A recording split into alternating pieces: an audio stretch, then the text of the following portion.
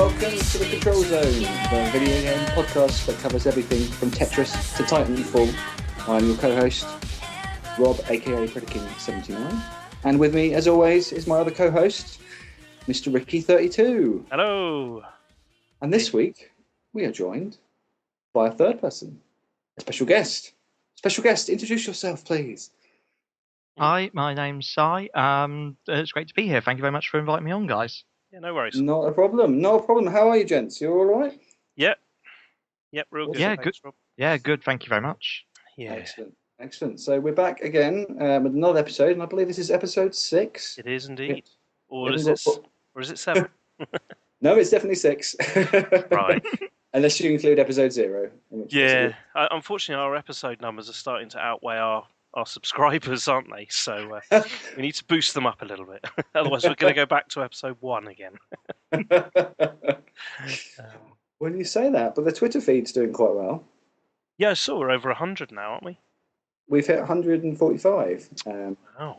which when we recorded the last episode about 10 days ago, we had about 60. So Wow, that's really cool. Excellent. yeah, so been up a few followers on the Twitter, and for all of you guys who are listening, thank you very much once again.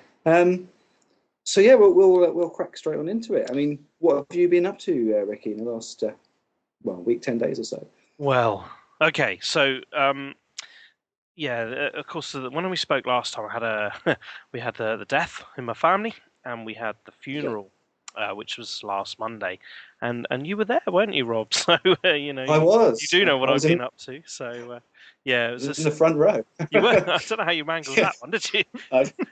Celebrity. Yeah. Oh, right. Okay. I saw those 2 spaces were being saved for 2 special people. I didn't know who they were. No, that's fine. I just realised now. Yeah. So yeah, we had that. It was a sad old day, wasn't it? But things move on, and unfortunately, it's a lot of it's down to me. So it's when it comes to talking about what I've been playing and gaming, and looking at all the old stuff, it's quite barren, I would say, to say the least.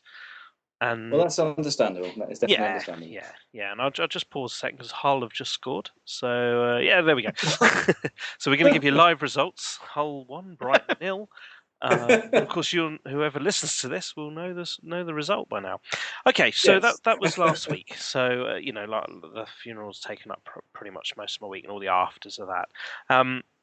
Of course, I'm off to Moscow on Saturday this week, so I've been doing a lot of planning and preparation, obviously to head out there and booking flights and the same hotel and touching base with the random people, and it's quite a nice little memory going back this time because do you remember we started off, didn't we, when I was in Russia? We did. I think was it the first 2 podcasts? Yeah, that's you were right. Out there? Yeah, that's incredible, really, because we're hopefully we can take this show off a bit further now and start flying. So hopefully we can bookend the sort of testing period with another trip to Russia and really zoom out. So just booked the same hotel. So hopefully I got a nice chunky Wi-Fi because it was pretty good, wasn't it? I never had any problems when I was out there, and no, not at all. So hopefully next week, when I'm sort of 4 hours ahead of you, maybe if we record in the evening, that might be a bit late for me. So we'll have to see. Yeah, well, if I'm working late, we can record sort of in the afternoon or something. But yeah, we'll see how we'll sort that. We'll sort that. Yeah, it's no big deal. So just looking forward to heading back there, get that week out, and then I'm pretty much working around the UK for the next couple of months. So shouldn't be any problems. So. Cool. So yeah, so when we spoke last time, I bought a Vita, didn't I? You did indeed, yes. Station Vita. So, and I bought it primarily because I quite fancied playing remote play with the PS3. Excuse me. And then discovering that it doesn't work with the PlayStation 3. So I've decided to start researching buying a PS4. Okay. So, and I'm only in the research stage because I kind of want a bundle, which we all do. We want our value for money. There's so much news about the pricing of the next gen consoles, and we'll talk about something that came later, yes. just today. So I might save what I'm going to talk about until then, actually. But yeah, so I've been looking at getting a new one, and the main problem I'm finding is bundles are out of stock. I know, so you have to almost create your own. So you're going to have to buy the main machine and then add games that you want to it. So and the machines are really hard to come by. Everywhere's a wait list, or the online stores. The only place that I think I could pick one up would be Shop2 and Zavvi. Zavvi? I thought they went out of business. No, they're online. So they're just holding in there. Okay, cool. So yeah, so anyway, yeah. So I'm gonna get one. And we'll talk about this a bit later because we will, because even the news may not change my mind. So I've been looking about that, and I also picked up the latest Humble Bundle for the PC and Steam, which is fantastic. It contains a couple of corkers in there. One being a game called Guacamole, and another one being a game called The Swapper, which I've got a bit to talk about a bit later. Now, those two games plus another two cost me 63 pence. So Guacamole on the PlayStation and Xbox is about £4 or £5, isn't it? I think something like that. Yeah, so roughly that. Yeah, and I think actually, if you were on a PlayStation Plus, you probably have got it free by now because I think it's available on that. But either way, 60-odd plus 4 games. I actually paid above the average and grabbed another couple. So it's a really good bundle this week. Cracking little indie titles in there. So yeah, that's pretty much it. The funeral's taken up most of my week, but there've been a few little bits in the evening which I've added in there. So yeah, that's me. What about you, Rob? Well, before I say what I'm up to, I think, Si, do you want to... We're going to go with Simon? Yeah, okay. Yeah, we'll go with Si. Say a little bit about yourself, Si, and sort of how long have you been gaming, and what sort of systems have you had over the years and that? Okay. First earliest memories of gaming were probably about probably the Sega. I mean, my parents had a Commodore and a Spectrum, so I kind of played them. But my first real proper memory is like the Sonic on the Sega Mega Drive, and then from there at my uncle's house, and then from there Tomb Raider on the PS1 at my uncle's house. He had both of them. And so it was like, now I want that for Christmas. And then, of course, impressionable child. And I got it, quite luckily and quite fortunately. Since then, I've owned through numerous ways, like a Game Boy and a DS and the PSP. But now I'm kind of firmly set on like PlayStation route. So it's kind of always been PS1, 2, 3, and 4. Possibly. Well, I'll come on to that in a bit. At the moment, I kind of work most of the time, and that takes up a lot of my kind of day, so I don't get a lot of gaming done now. But I try and get it in where I can.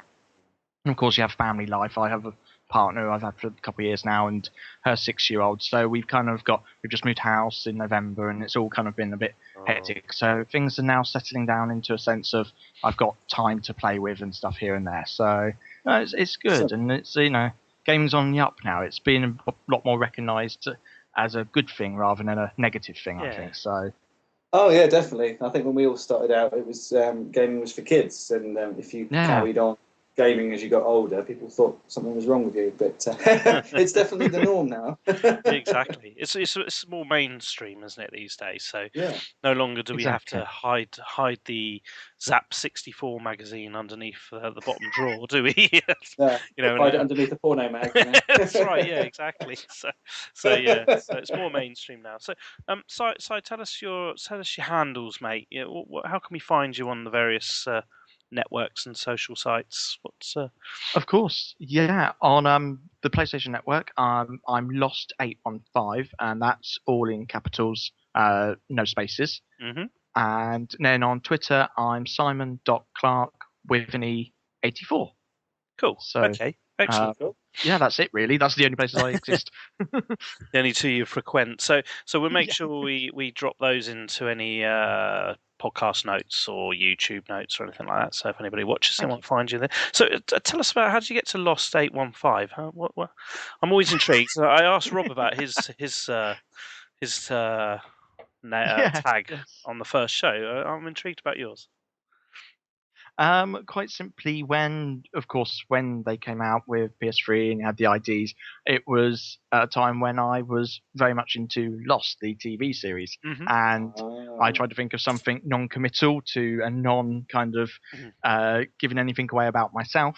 So I went with Lost, and then 815 is the plane that they crash on, and I've just stuck with it ever since. I kind of use it for other usernames here and there when I can, but not a lot really. It's mainly on the PSN that I have that on.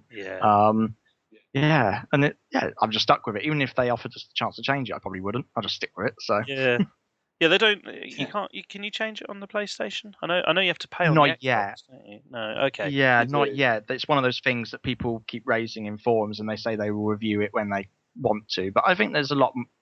There's a lot more they need to focus on than changing usernames. Yeah, exactly. God, yeah. Actually, I never got through Lost. Did you watch all of Lost, Rob? The series? I did watch all of it. I did. Hey! I was one of the few people I think who actually enjoyed the end of it, because a lot of people. I don't know what your thoughts were on it. So most people seem to rag on it and think it was horrible, and I thought no, it's fine. It was fine. Right. Okay. But yeah, six long years it was. Is that how long it was? Because I only made it to about episode 6 or 5 or 6, I think. And I think I started watching it when it came on Netflix, so I could gorge on it. I could do the whole lot. I didn't have to wait 6 years. It'd probably take me 6 years on Netflix, actually, the amount on there. But anyway. Definitely. Yeah. So, Si, what you been up to this week amongst telling us about your past? You been up to anything much? Yeah. Well, mainly it's been a very busy week at work, so I've been on sort of several projects, so I've been trying to get that live for sort of clients. We do benefit schemes for other employees, so we just have to make sure that their sites go live on the right day to deadline. So I've been working on that, so that's been quite hectic, but all there in the end. So so I haven't had really much time for gaming apart from where it's been half term. My partner's gone away a couple of evenings, so I have used those evenings to sort of game and caught up on playing the Lego Movie game and played the Last of Us DLC, which I'll come on to later. Oh, yeah. That is absolutely brilliant. Saw the Lego Movie as well at the weekend. Just got not this weekend, just gone the one before, 2 weeks ago. And that, as you've both said previously, is absolutely brilliant. It is phenomenal. It is. Good. Absolutely love it. Yeah. Are you still singing Everything Is Awesome? I have it on repeat every so often, and I will hum it to myself every so often at work. And I kind of want to get people. I just want to play it in like John Lewis or something on their iPod machine, full blast, and make people sort of happy. Because everyone has a stony face. I want people to be happy because you can't listen to that and not be happy. So I have it as lift music in West Key, something like that. That'd be brilliant. Yeah, most definitely. Yeah, no, it's brilliant. I'm actually going to go and see it again later in this week because Sarah hasn't seen it yet, and I saw it on the preview weekend, so the weekend before it came out. I think it was the 7th or something like that. With my kids, who loved it, but I think I loved it more than them. And I want to see it again. And it's got me really massively into Lego, and we'll talk about that in a bit. But there was a bit which I won't spoil, which I whooped at, and I think I was probably whooping more than the children were. So that was actually strange thing happened at the end of our film. Because of course I was hanging around just to see if there was any of those blooper clips that they tend to show at the end. They didn't have one, did they? No. After about 4 minutes, we kind of walked out. But just as the film ended, the whole cinema started clapping and cheering. It was a really American-y thing to do. I thought. I don't normally go to films. In fact, I don't think I can recall a film where that happened. So that happened when I saw the Star Wars movies. But... Oh, really? Yeah. The 3 Star Wars movies all got clapped. Christ, who were you watching it with then? Who was I watching it? Oh, was that when you were at that mental asylum, wasn't it? You're not a fan of the prequel movies, I'm guessing. No, I bloody hate them. Actually, I surprisingly enough, I actually like the first one of those 3. But the other 2 can go to hell. I mean, they're all flawed movies, definitely, but they all have bits in it which are cool. It's just nothing compared to the original trilogy. But you know what Star Wars fans are like, and they all got cheered. I mean, when I went and saw Revenge of the Sith, loads of people were in costume with lightsabers and stuff in the audience. Oh, Jesus Christ! Right, okay. Oh, and it'll happen all again next year. Yeah. With episode 7. Yeah. But anyway, we're sidetracking. Next Christmas. Yes. So go on, sorry. Sorry. What? Anything else? Oh yeah. There is actually some surprise news which might make both of you sway your minds on the next console you buy. Because I got a PS4. Oh, right. You picked one up. Oh. Yeah. Oh. Yes, I got one. Just it by itself. No games, no bundle. And you were saying, where can I get one? Because they are limited in stock and it's hard to find them. Yeah. I found it in Sainsbury's at Portswood. Oh, right. Okay, that's right down the road from us. Portswood, which has and it has an entertainment section. And I was in there just shopping against some bits. And I saw one. They had 3 boxes. 2 of them were bundles with Killzone at the normal prices. The one by itself with the just the console by itself was marked up wrongly by £20. So I went and I came home because, of course, I needed to transfer some savings over, and I discussed it with with the girlfriend to make sure that it was okay. And went back later that day and picked it up, and they honoured the price. Cool. They honoured the price. So what did you pay? Yeah. What did you pay? Because I think they're about 249? No, 349, aren't they, on their own? They're 349 normally. I got it for 329, so I was quite happy about that. Yes. I won't get it that cheap. Yeah. Is that with Killzone, did you say? No, just they tried to give me the one with the Killzone. I was like, no, this is the box. There's just a box on there, just the normal console, and then they found that one out the back somewhere, and so I was like, because I'm not too fussed on buying the Killzone game. I was quite happy just to get the console, go with the PS Plus games that were on there, and sort of like go from there. So no, it's really, really good. Yeah, It's a worthwhile investment. So. Yes. Right. Yeah. I mean, there's not a lot on there at the moment, of course. I mean, it's still early days. It has some of the apps that the PS3 has, and some that it doesn't have. It doesn't have some of the apps that the PS3 does have. But all in all, it's a great piece of kit. Wow. I'm jealous already. Because there's that you can stream to Twitch, can't you, from whatever game you're in. So I don't know if you've tried that yet. I mean, I haven't used the sharing. Right. No, I haven't yet. No. Okay. I've watched people. I've watched and I've kind of gone on like the live from PlayStation, watched people play games, and I've seen people play Outlast, which was free on PS Plus, and it's a horror game that is quite horrific. But yeah, I had to turn off after that, like a couple of seconds of that, because that was horrible. Is it a daytime only game? Is it? So.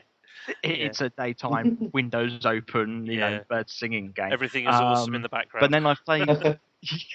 exactly. But I've played Don't Starve on it, and Contrast, and Don't Starve. I think that's free, weren't they? They're the PS Plus. They were, on PS Plus. Yep. Don't Starve is very good. Both are great. Don't Starve is one that you have to really get into, and it takes time getting into it, because it's... I don't know if you've even picked up on Steam or anything, but it's essentially it's like you have to survive the wilderness, and you don't get a lot. You have to build resources and collect food, and there's dangers that come out at night, so you have to build fires, and then you gradually build up. And I died like within day 1, and you just keep you learn from your mistakes. You go, so I need to pack up food, and then I need to build this, and I buy an axe to chop down wood and then make a fire, and you start learning from it, and then I start playing the Lego Movie game, so I've kind of stopped playing that. And you got the Lego Movie on PS4? Yes, I did. Yes. Right. Okay. Cool. Okay, so that's really good. That's really cool news. So they are about if you can grab them then. Yeah, if you look around, and I didn't expect to see it in there. I just was casually walking down their DVD aisle, thinking, "Oh, look, there's a PlayStation 4." So. Wow. Yeah, so if you've got the spare money and you see one, you should grab them. I think's the advice, and you think because otherwise I've heard the really good deals you have to wait till about April, late March, April. I mean, you can pick them up for whatever price they are, but if you want a good deal and a good bundle, then you could be looking April before you get your hands on something really tasty. I want FIFA. That's going to be my game that I pick up with it. Anyway, good. Cool. So you've had a busy old week then, buddy, by the sounds of it. Just a bit. Yeah, and I'm still alternating between the PS3. I still keep the PS3 until PlayStation Now is launched and such like. But I'm happy with both. It suits my needs to the ground. Yeah. Actually, I was thinking about that the other day because I do have a spare hole underneath my TV cabinet where the Xbox 360 was, and I can see the PS3 under there, and I'm thinking, if I bought a PS4, I may leave the PS3 there as well, because I've got about 80 games on PlayStation Plus on the PS3, and I've got about 79 of them I haven't played yet. So exactly.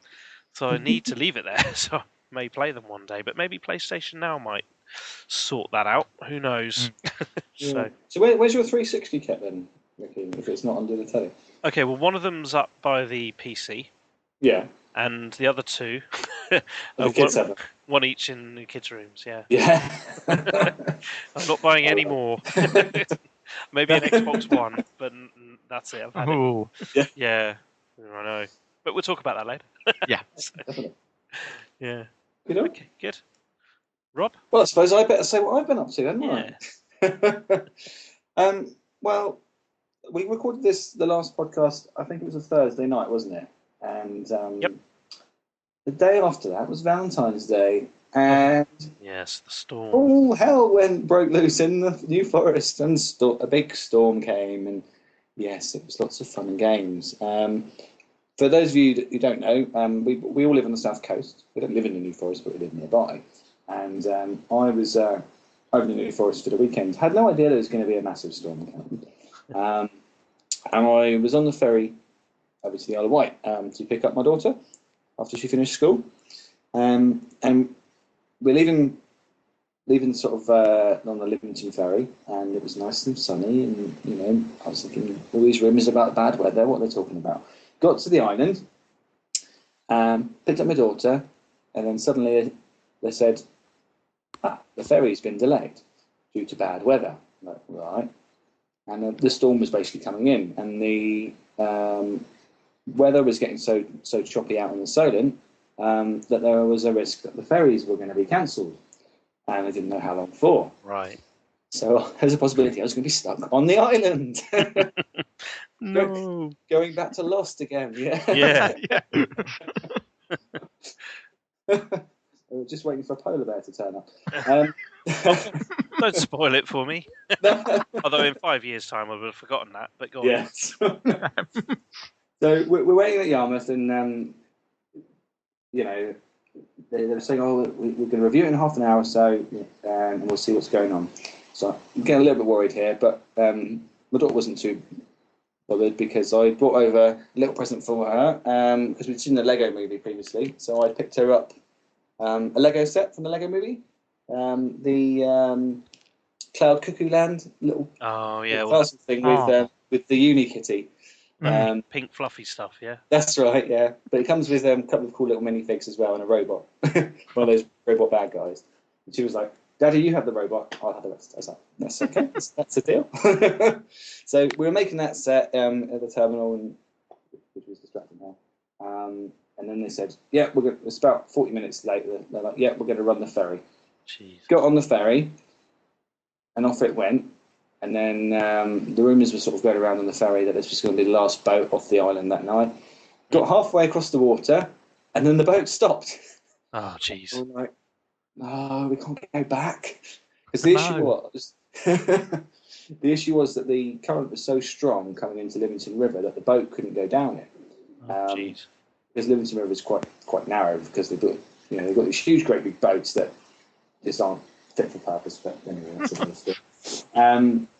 But luckily, after about 15, 20 minutes or so, it carried on, and we got into Livingston very slowly. And we got off. but that was the last boat, and they didn't run any until about 9 o'clock the following day. Jeez, that was lucky then. Yeah. How was it? Was it just because were there people being sick and stuff? No, because we were going so slowly that it wasn't too bad. You could feel it was. You could feel it. It was choppy, but it's not like when you go on the fast cats and you literally get thrown out of your chair and you want to spew out the side of the boat. They're really, really slow. I'm not joking. I'm seriously not joking. Right. So yeah, it wasn't too bad. But yeah, once we got to Leamington, that was the last boat, and then obviously later that night, all hell went. Yeah, it did. It's in Milford, which is a bit further down the. It moved to Bournemouth, didn't it? Milford that night. Actually, made national news. It was on the front of a lot of papers, wasn't it? And in fact, one of the guys on the other podcast, the Cranky Gamer podcast we do, he's from Christchurch, so he was down on I think it was Saturday or Sunday morning helping the community clear up around Mudderford and that area. I'll tell you a little story about the Solent. Jim, our mate James. Yes. His brother is one of the captains on the Leamington ferries. So, really? Yeah. Phil, yeah, you know. Yeah, I remember him. Yeah. So he just remember him being pissed all the time. But I know. I thought you were going so slow. Yeah. he had his head to the wind, nose to the windscreen. Anyway, so slow down. But years ago when we used to go sailing, I remember we went out on a boat across the island, and it probably similar. It became incredibly stormy on the way back, and it to the point there were three or four of us. I think were on the ship. Actually, just before we get about the return journey home, I'll tell you about the trip to the Isle of Wight, because we went to Yarmouth. We moored in Yarmouth, and we went ashore. And I think Jim and Phil's dad stayed on the boat, and us three went into the Yarmouth town to have a look around. Yeah. 8 pints later, we make it back to the boat. But that's not the amazing story. What is great? There's a little pub in Yarmouth. I don't know its name, but it's on the main high street. And there was a room out the back, like a sports room. There's nobody in it, and off we trotted down there, and there was a track and field arcade machine. Do you remember those? Okay, I do remember track and fields, Yeah, okay. And button hacking game. so we all saw it, and it was turned off, so we plugged it in, and bang, up it came. it turned on. It was 20p a go, and as we put the 20p in, it got stuck, but it registered 99 credits, right? And stuck, and every time we pressed one player, it went back to 99. So technically, we had an empty sports room, a bar with practically nobody in it, Ringwood Best on tap. Oh, the best beer in the world. And free afternoon of track and field. So we were just like high scoring each other for the whole afternoon. Anyway, so we come back, and it was really stormy coming back. The next morning we actually came back, and I was holding on to the side of that boat for life. And I looked behind me, and Phil, he's sat up on top of the boat, and he's driving the thing with his foot. Right, in a storm.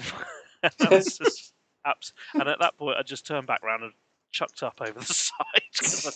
I think I was all right until I saw the fact that the person in control was in control, but I, just put me right off. Yes. And then he went on to become a captain. But there we go. Sorry, that was a tangent there. That's all right. That's okay. So yeah, that was pretty much the weekend, and kids were over. Then I went back, and since then, I've pretty much been working my arse off. Once a month, I do a weekend of night shifts, and unfortunately, that was the weekend that's just gone. And my God, it was horrendous. I won't go into details because of obviously the job I do, but it was busy, shall we say? Right. So yeah, but whilst I was out with folks, though, I did find a little couple of nuggets in the loft. We were on a big Lego kick, as I said earlier, because we've been on the obviously saw the movie and picked up a couple of bits from the shop, and up in the loft found a great big bucket of Lego. Nice. All from the 80s. Cool. And the best bit, it was huge. It was huge big bucket, probably, I don't know, about 2 foot massive, and it's all sort of old. It's basically the old Lego Knights and the Lego Space, and there was a blue spaceman like Benny from the movie. Yeah, It's amazing. So we then spent about 3 hours making an old spaceship, just randomly made a huge spaceship. I wanted to try and make a spaceship like that spaceship from the film, which is actually coming out later this year. But I had a good go, and it was great. It kept the kids entertained. It's like, find me another blue bit like this. Find me a 3x4. Yes, Daddy. Brilliant. That was awesome. But also, up and loft found an old N64. Yeah. Cool. Any games? Unfortunately, no games, no controllers, and no power lead. Right. Okay. So it's like finding a car with no wheels, but carry on.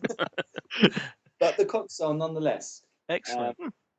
So that would have been, unless my brother ended up buying one later, that was probably my old N64 from 97, 98 or whatever.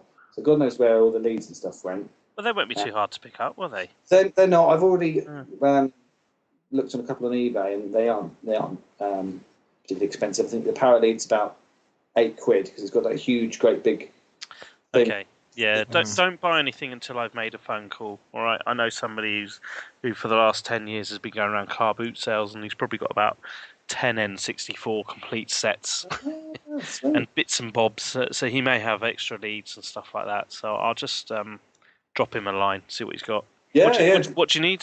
Pads and power lead. Couple of pads, power lead, and an RF cable lead or a SCART lead. I mean, they do SCART cables for it. Yeah, that's true. Which are only about £2 anyway. But once that's all set up, and if it works, I'm sure it does. But if it works, then I shall definitely be getting on some GoldenEye action. Yeah. Have your kids played your Xbox 360? Lily's played a few of the retro games from the Mega Drive. Okay, so what I'm getting at here is when I found an N64. In fact, I think from this person I'm going to make a phone call to. Actually, he sold me a set for a tenner, and that included about 4 games and everything boxed. Wow. Right. Nice. You get so many, and I plugged it. Do you remember that old house we lived in? We had the conservatory as a playroom. I plugged it in there, and because George was so used to playing games with wireless controllers. I plugged it all in and I put on Mario 64. You know what's going to happen, don't you? He got to a really good part of the game and he legged it in the other room to tell me about it. And of course, trailing behind it was the console, like a ball and chain. So I'll just kind of pre-warn you with children, the age that we're in with them. They tend to want to tell you about everything, but forget that they're kind of tethered, so to speak. They are indeed, yes. No, I definitely will be mindful of that. But yeah, a bit GoldenEye, a bit Mario Kart 64. Cool. Perfect Dark. There's some classic games on the N64. And it's one of those consoles that I really loved at the time, but I've never really gone back to. Because sort of the Mega Drive and SNES, I've always been playing Mega Drive and SNES games and never really sort of gone away from them. But the N64, for some reason, sort of haven't really played that for a long time. So it will be, it'd be nice if it does work, because they're about £20 on eBay, so it's a bit of a nice little find. So yeah. Guys, can I just, Rob? Yeah. Can you see what's going on, Simon? I wanted to say something, but okay. That's all the zeros, yeah. Yeah, let me tell everybody what's going on. We've got a shared document that we're all looking at online. For some reason, Rob's zero key is stuck on his laptop, right at the top. Can you stop it? I can't do it. I can't do it. Going on? The only way I could do it, the laptop's knackered. The keyboard is knackered on it. So what we'll do, we'll stop there. Why don't you just I'll log off. I'll come back in a minute. No, you don't have to log off. Why don't you just close down the browser and then copy and paste the data into a Word document or something like that, just so it's yours. That's a good idea. I could just see that I was reading the notes. Yeah, everything kept shifting. I was wondering what was going on. I think it stops now, actually. Right? Yeah, you've obviously shut down the browser. Yeah. Just out of that's never happened before. So I don't know what's going on. No. Basically, the MacBook that I have, that Steve gave me, the keyboard is completely knackered, and occasionally it will just hold down a random key, and it will stay like that until you turn it off. So if I try and type anything or go into any application now, it'll just come up with loads of zeros. So. Right, okay. All right. Well, we'll leave them in there for the moment, but at least it stopped. Yeah. Crazy. Actually, I might edit them out. There we go. Let's take them out for fun. All right. I'll leave it. Okay. What else have you been up to, Robbie? I can see there's something else in your notes. Oblivion. What's that all about? Is that something you don't want to talk about, or? No. Oblivion was. Is it the movie? Just saying, I saw the Oblivion movie.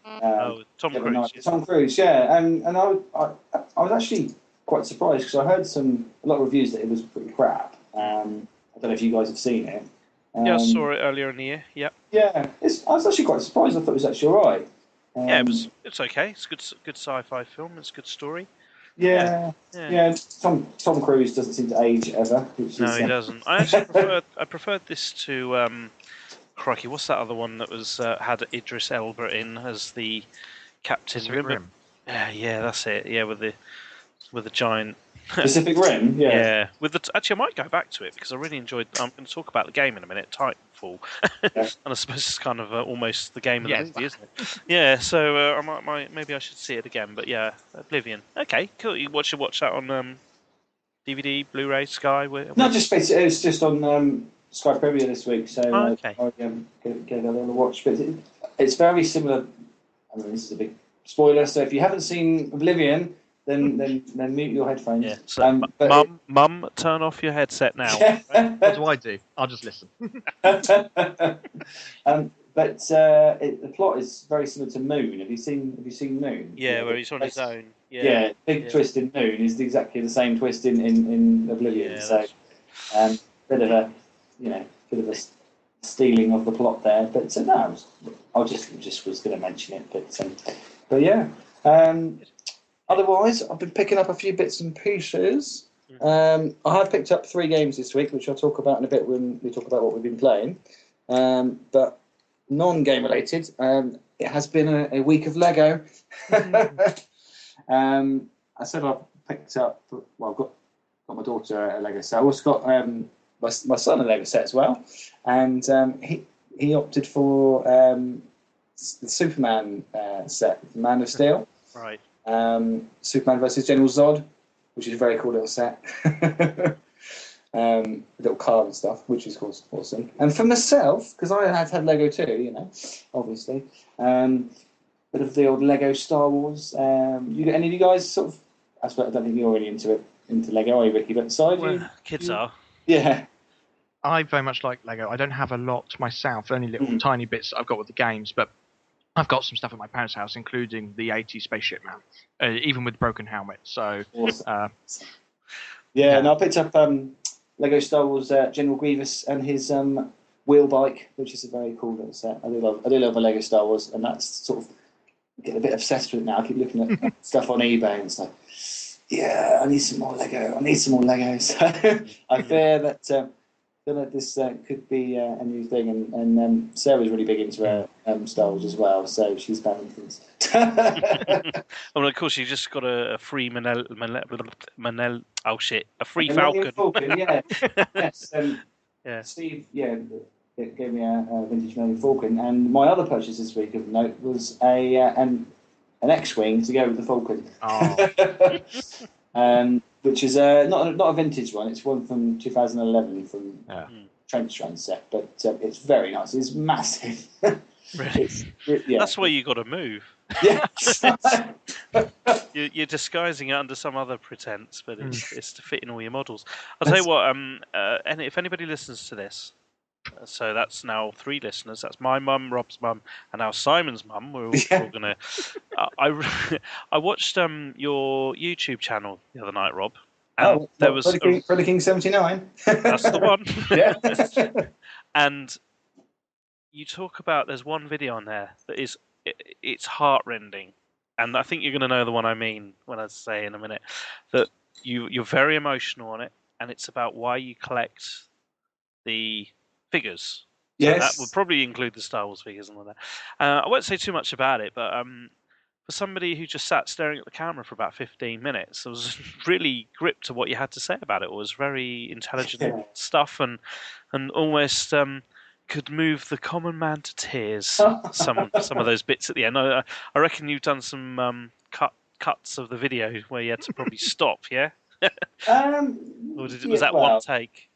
No, I tend to record all my stuff in one take, and then I edit it down. So there'll be stuff in there that is a bit waffly or not very coherent, and I cut stuff out. But yeah, no, I do a toy review channel. So I do a lot of reviews of 80s toys, mostly Transformers. But there will be some Star Wars stuff on there because that seems to be all I'm buying at the moment. Yeah, so maybe you should do those next. And there was that app I sent you about the Star Wars movie app. I think you can make your own Star Wars videos of the Lego build that you're doing. So yeah, you should try that out. I reckon put that on your channel. That'd be quite good. Definitely. Cool. So yeah, that's pretty much what I've been up to this week. What we'll do is we'll go on and talk about what we've been playing, I guess. Yeah. Ricky, a certain game came out this week, didn't it? Or beta? It didn't come out, and it's actually ended already, which is crazy. So, I think it was about a 4 or 5 day beta, and actually, it's going to. Why was it so short? Why did they do that? It's just like because they know that we're like bloody Pavlov's dogs at the moment. There's nothing out, and they're just teasing us with little bits of meringue. Actually, what did the Pavlov's dogs eat? It wasn't meringue, was it? Meringue.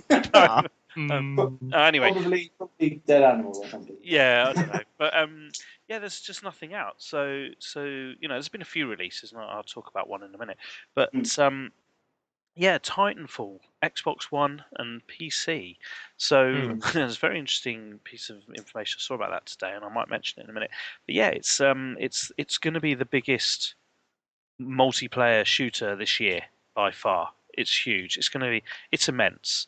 You start off on the ground like you do in Call of Duty and Battlefield, and then after 2 or 3 minutes, or depending on how many kills you've got up to that point, you then get a Titan, and it literally it says Titanfall ready, and it just falls from the sky. You can look up and you can see this huge mech fall down, and you can do 2 things with it. You can climb in it and become immense, and effectively it acts as a second life, because when you're in it and you can just be awesome. Yeah. And then when other people shoot it, you can just hop out and you back on your feet again. So it kind of acts as a bit of a shield. But you don't have to get in it. You can do a follow and protect mode. So it acts like a big brother, protecting and killing all the people around you. It kind of with you. And you can also ask it to hold position, so you can go off, do some shit, and then come back and pick it up. It's just crazy multiplayer game. Person my age is I'm getting a little bit long in the tooth on these shooters. I'm not a big online shooter fan, mainly because I'm blinking useless at them. I'm frigging terrible. So Call of Duty Battlefield's always put me off because you just don't get to play it enough. You don't become good at it, and when you do put it on, you just get absolutely mullered, and there's no fun. This game slightly levels the playing field a bit, because it's fun. It is really, really good fun. Now, when I spoke on the Cranky Gamers initially, I was a bit negative, but I'd only had one evening with it. But I had a few more after then, and now my second opinion is I may pick it up. It really just does depend on what my schedule looks like upon release. On PC, yeah? I'm going to get it on PC, yeah. Yeah. A couple of reasons. It's about 15 quid cheaper. It's exactly the same game. And for some reason, the PC game is only a 12 gig install, and it will probably run better. And it can be modded, to improve it. And I'm legally modded, I'm talking here. Yeah. And Xbox One is 40 gig install. You what? 40 gigs. That's ridiculous. Mandatory. Full zero. 40. So imagine those, those hard drives are only 500 gig, aren't they? PS4 and the Xbox. So Titanfall's gonna take a massive chunk of that away. Well, I remember I was talking about GTA on an old podcast. And the fact that I was moaning that it was an 8 gig install. Yeah. So for a 40 gig install. 40 gigs. Wow. I mean, I've not played it because I haven't got an Xbox One or a PC, but I have watched a couple of demos online. Yeah, there's plenty of news. Yeah. My God, it looks amazing. It's fantastic. Now, it ran really well on my PC as well, which I was quite pleased. I had to play on medium graphics, so I am taking a little bit away from the full next-gen experience. So maybe it will play better on... But I'm in a position where I can fully upgrade my PC, or even go to one of those Alienware gaming laptops, or even a Steam box. Oh. Yeah, so I've got a few choices ahead of me in the future. So what I might do. So depending on what the Steam box is like, I could pick one up that's can come away with me on my travels, or even just a really high-end gaming laptop. So either way, I will be playing it. So if I can do that, then I'll buy it. I'll get it on launch. But it just does depend. There's going to be a lot out in the next few months, and will it sit in my shelves? That's the thing. But other than that, it was a very good beta.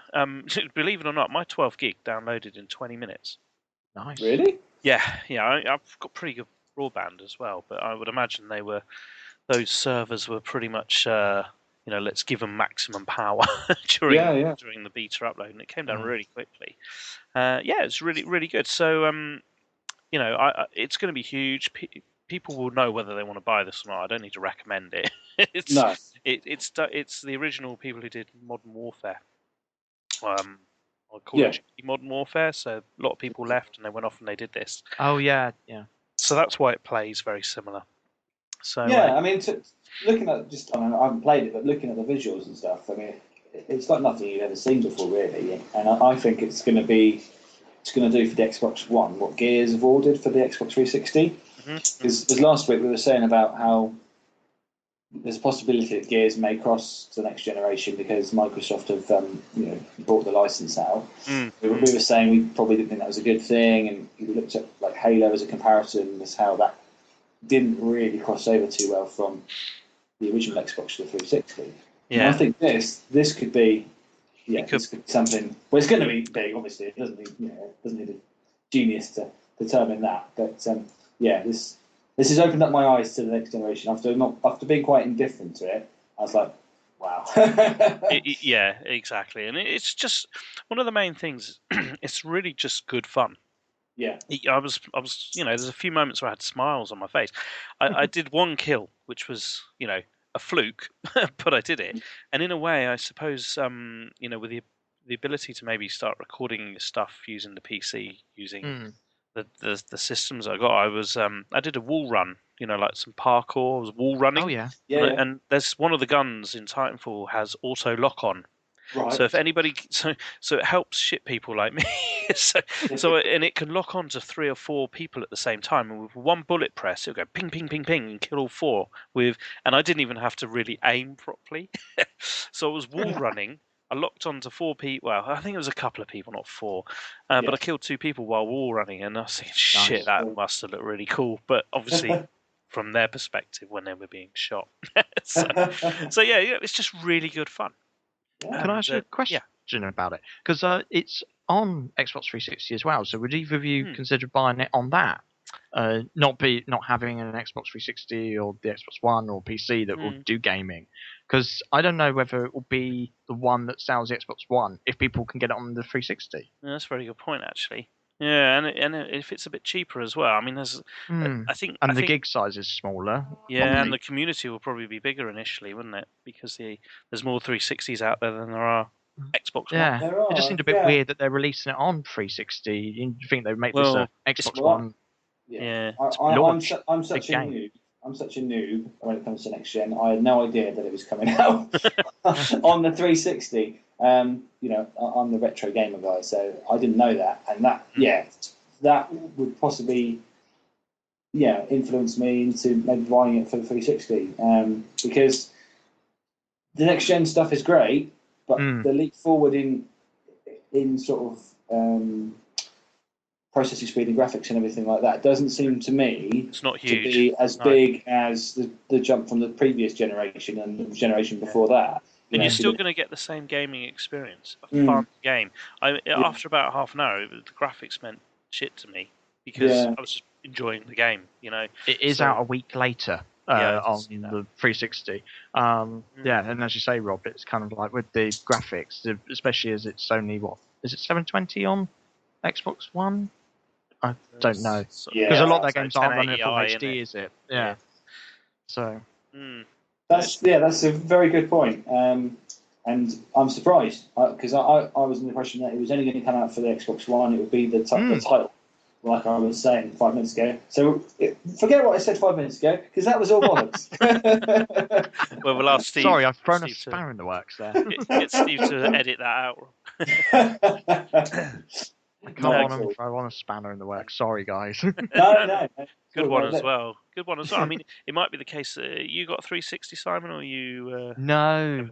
I just kind of, because I read so much about the news and I kind of prepped for tonight, didn't know really, what else you might discuss. So I kind of read about, like, the beta and that, and I read things saying about that it was on 360 as well, and the comparison, and why would you do that? And it just made me think as well. It's like, why would you do that if you wanted this to be a big console seller?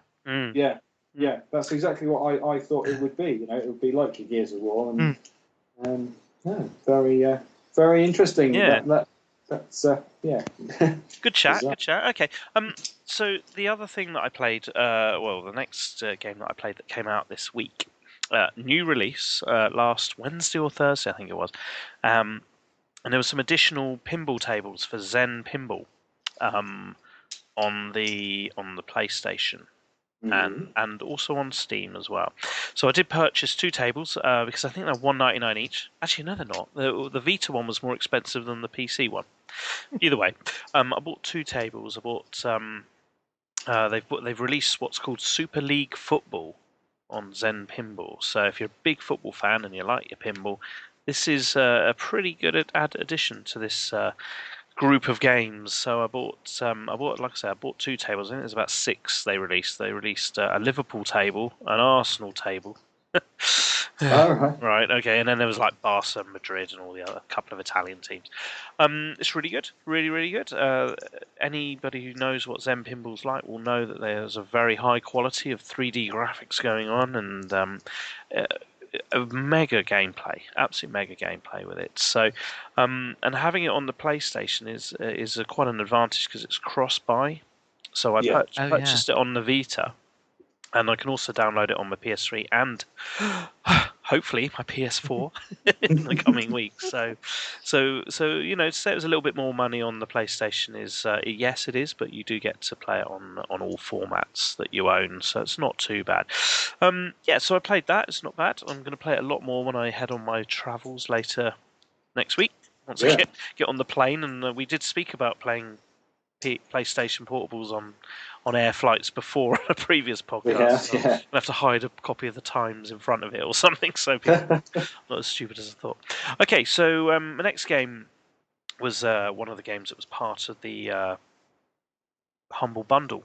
A game called The Swapper, and this is an indie title which had some very good ratings, 8s and 9s, and I think it was about 88 on Metacritic. So it's very highly recommended, and it's a sort of side-scrolling 2D puzzle platformer with where you take on the role of a stranded astronaut. So think Moon, think probably Oblivion, but more inside a space station.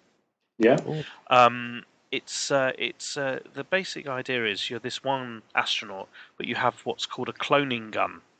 So you can make 4 clones of yourself. So potentially at any one time on the screen there are 5 astronauts, but they all move at exactly the same time. So if you move left, all 5 move left. If you move right, all 5 move right. And you use your clones to solve puzzles. Right. So if you need one of your clones over on the left standing on a button to open up a door, and another one on the right who stood on something else to make the different colour of the background blue instead of red. It's incredible how you move them. And when you're creating a clone, you can go into super slow-mo. So that it enables you to jump very high. So you can stand on the floor, you can jump up, create a clone, transform your body into the new clone, and then you become the new one, and you press it again, and you can keep creating endless clones. So you can reach out of reach places up high by just replicating yourself. Okay. So think puzzle platformer. I put this in the same category as Braid. Have you played Braid? Yeah? Yeah. That mind-bending, I'm on a room, how the hell do I solve this kind of... So I've got this astronaut, I have this gun where I can create clones to solve the puzzles. The gun is, I think, very much also like Portal. We have this... Okay. This one handheld gun is the solution of how you get through the room. So, absolutely amazing game. When you think it cost me 15 pence, incredible. It would work very, very well on the consoles as a port as well. So I would expect to see this in the near future on there. So that's called the Swapper on the PC. I got it on Steam, so absolutely massive, very good game. My final game, very briefly, is a bit of an old one, but I picked this. I had this on PlayStation Plus, and I downloaded it for the Vita, and it's Rayman Origins, which is, I downloaded it because I thought, well, I've seen Rayman. We've got Rayman Origins for the Xbox 360, and I thought, I wonder what it's like on the handheld. And it's exactly the same. It is identical, and which means it's a beautiful game to have as a travel games machine. I'm so impressed. In fact, to the point, I'm going to pick up Rayman Legends when I can. I might actually try and finish Rayman Origins because I think a few long air flights and a bit of that sat on my lap. It's going to help. So so Rayman Origins, it's a game that's been out for many years. I don't need to explain about it, but that's what I have been playing. And that's me done. Yeah. Cool. Si, what have you been playing this week, mate? Okay. So I'll start with the main one that I started properly playing this week because on Valentine's Day the Last of Us Left Behind DLC was launched quite aptly on Valentine's Day. And so I played that this week over 2 batches. Have you played or looked at The Last of Us? No, but I so want to. I so want to. Yeah. It's when I was in Ireland middle of last year, I was watching some guy doing a walkthrough of I watched about the first hour. Yeah. And it's just friggin' incredible. Absolutely. It is. Originally on the PlayStation 3, I thought Heavy Rain was my favourite game. Yeah. And then right at the end, they've chucked in a curveball here, haven't they? Naughty Dog. Did. So it's brilliant. And the Left Behind, not going into the story too much about it, but it's set kind of before The Last of Us, and it details more of Ellie's backstory and her friendship with Riley, who she talks about in the main game, and it is brilliant. It's not long. It's probably about, I think I played it all in about 2-3 hours at the most.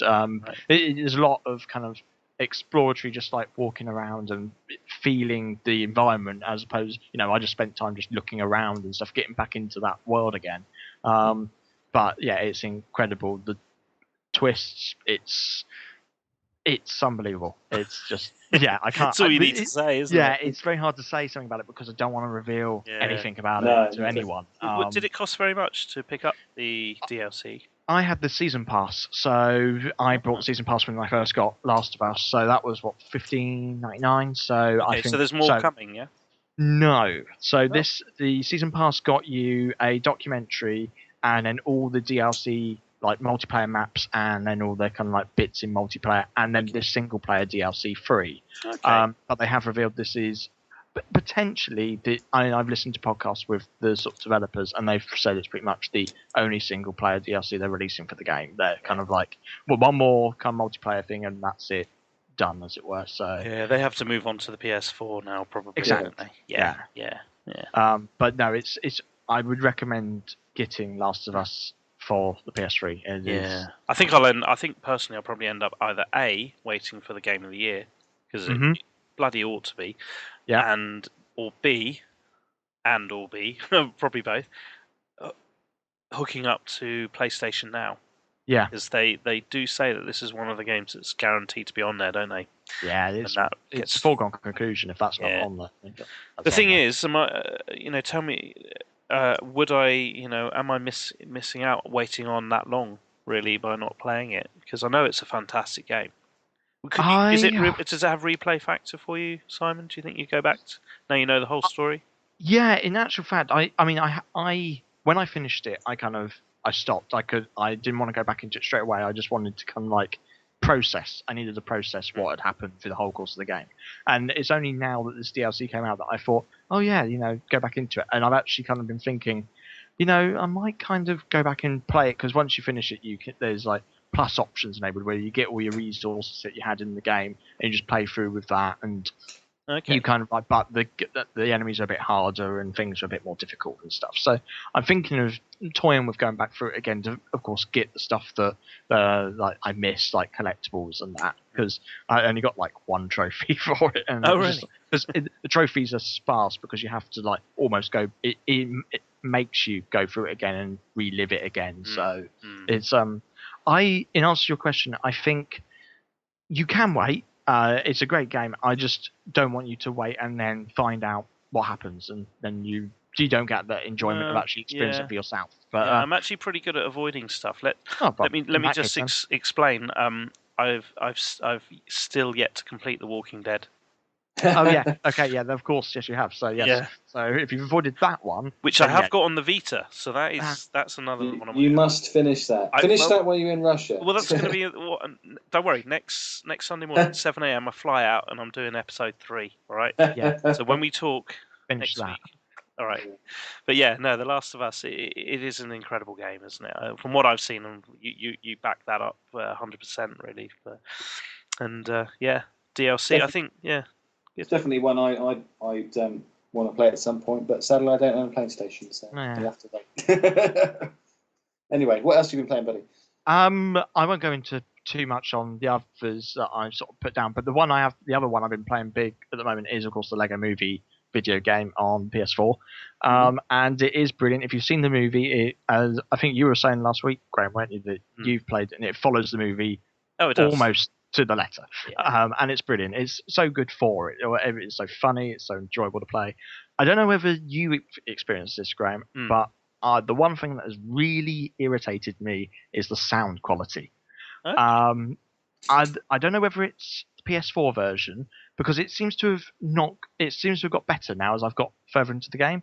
But the early levels, there's something wrong with the mix, because the music drowns out all the talking that the characters say. So when a character says, "Oh, go find me this bit," I can't hear a word they said, and I've turned on the subtitles in order to know what they're saying, so I can work out where I'm going, because it's just the music drowns it out. Yeah. But in the later levels, the music becomes subdued and the talking's higher. So there's something wrong in the sound mix somewhere.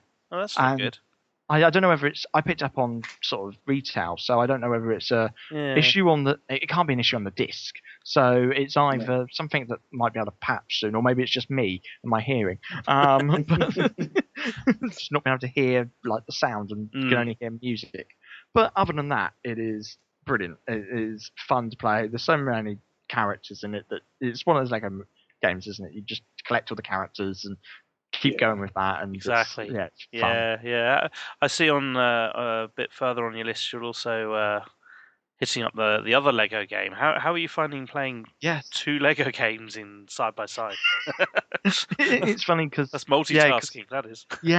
It's funny because it's my girlfriend walked in on me playing like a movie game, and she was like, "When you finished haven't you not finished the Marvel game yet? And I was like, I finished the story, and I'm just going back and collect people. But I wanted to give this a try. I was like, but sure, you have to finish the other game first. And I was like, yeah. If I did that, then I wouldn't be playing any games because I've got a shame that I have not finished at all. So I haven't finished GTA 5 yet, so I'm about 4 missions out, I think, on that. So, but Lego Marvel, no, I've finished the main story content. So all I'm doing now is collecting all the gold bricks, doing all the little side missions for people, and it's I'm playing them in dribs and drabs. So play an hour in here of one, and then play an hour here of another one. So just to like build it up. But no, I like the Marvel game. It was as you were saying last week, I like that one much better than the Lord of the Rings one. I've got the Lord of the Rings one, but I can't quite get into it. It's still. I finished the movies. Are you into the movies?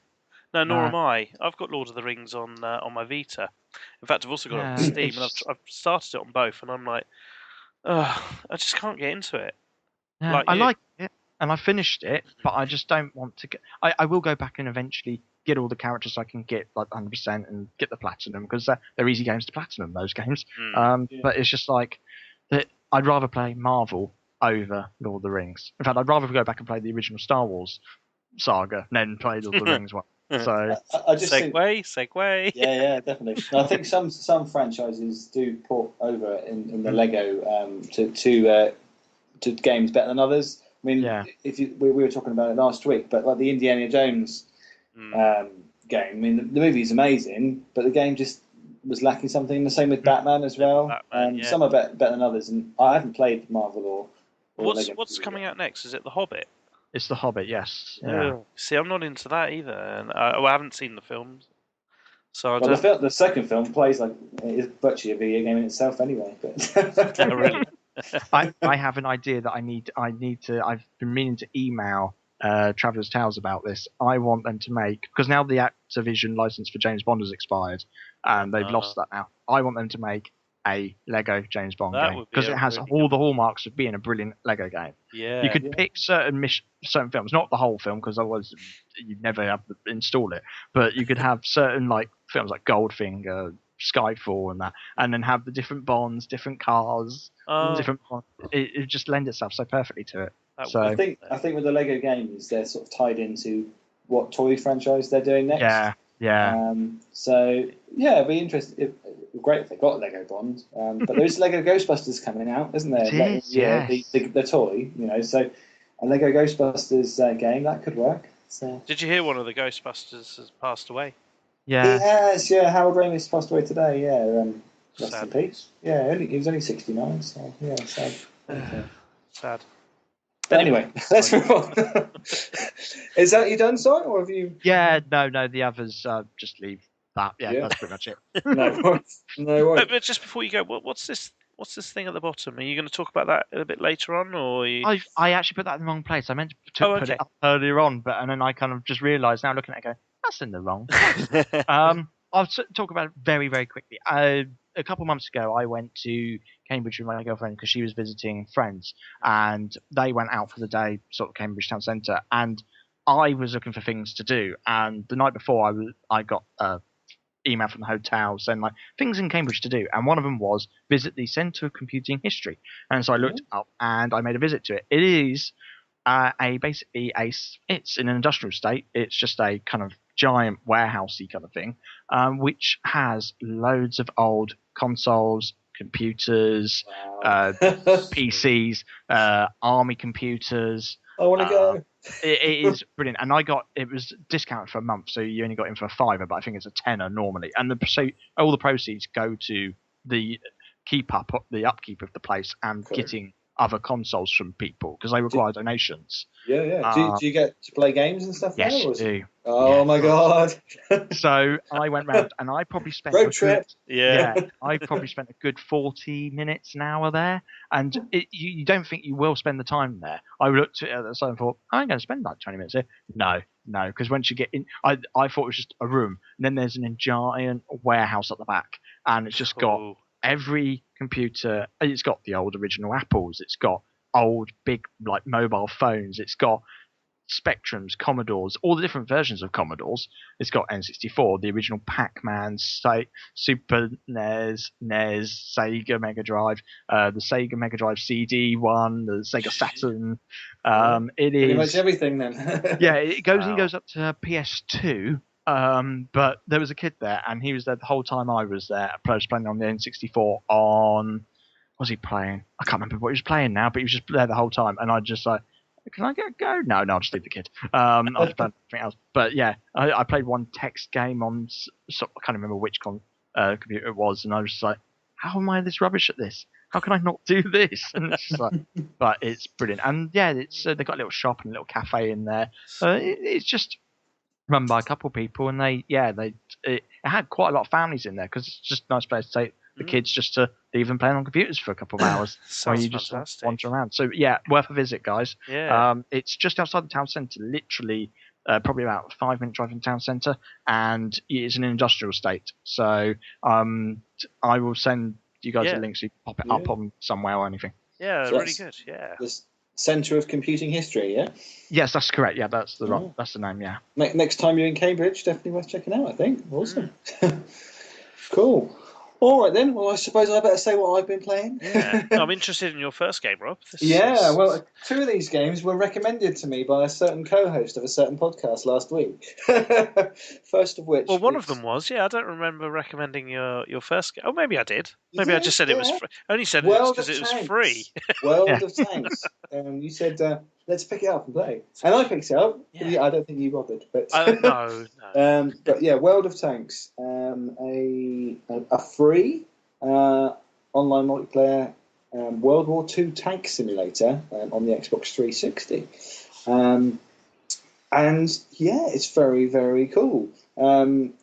It's very simple to play. Basically, you've got your shoulder keys are your aim and your fire, as they are in most games. Your left stick moves your tank, and your right stick moves your turret. And then you can issue some commands if you want to other players and stuff with some of the other buttons. But it's that simple.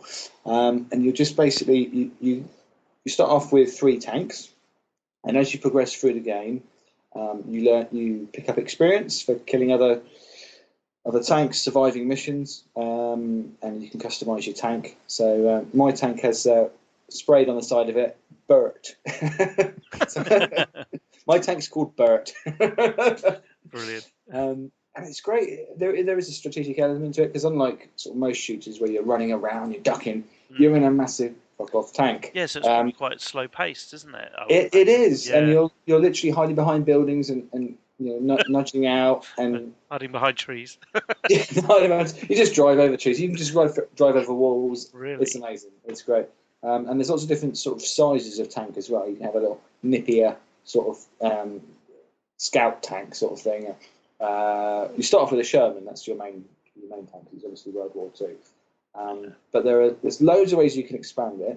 A lot of the way you expand it by buying new tanks is actually through real money. So you buy gold in the game via Xbox Live, so using the Xbox point system or cash or whatever it is now. So this appears to be one of the first games that I'm aware of where the game is free, but if you want to get the most out of it, you don't have to buy to expand it, Because obviously a lot of games, most games, you get a demo, don't you?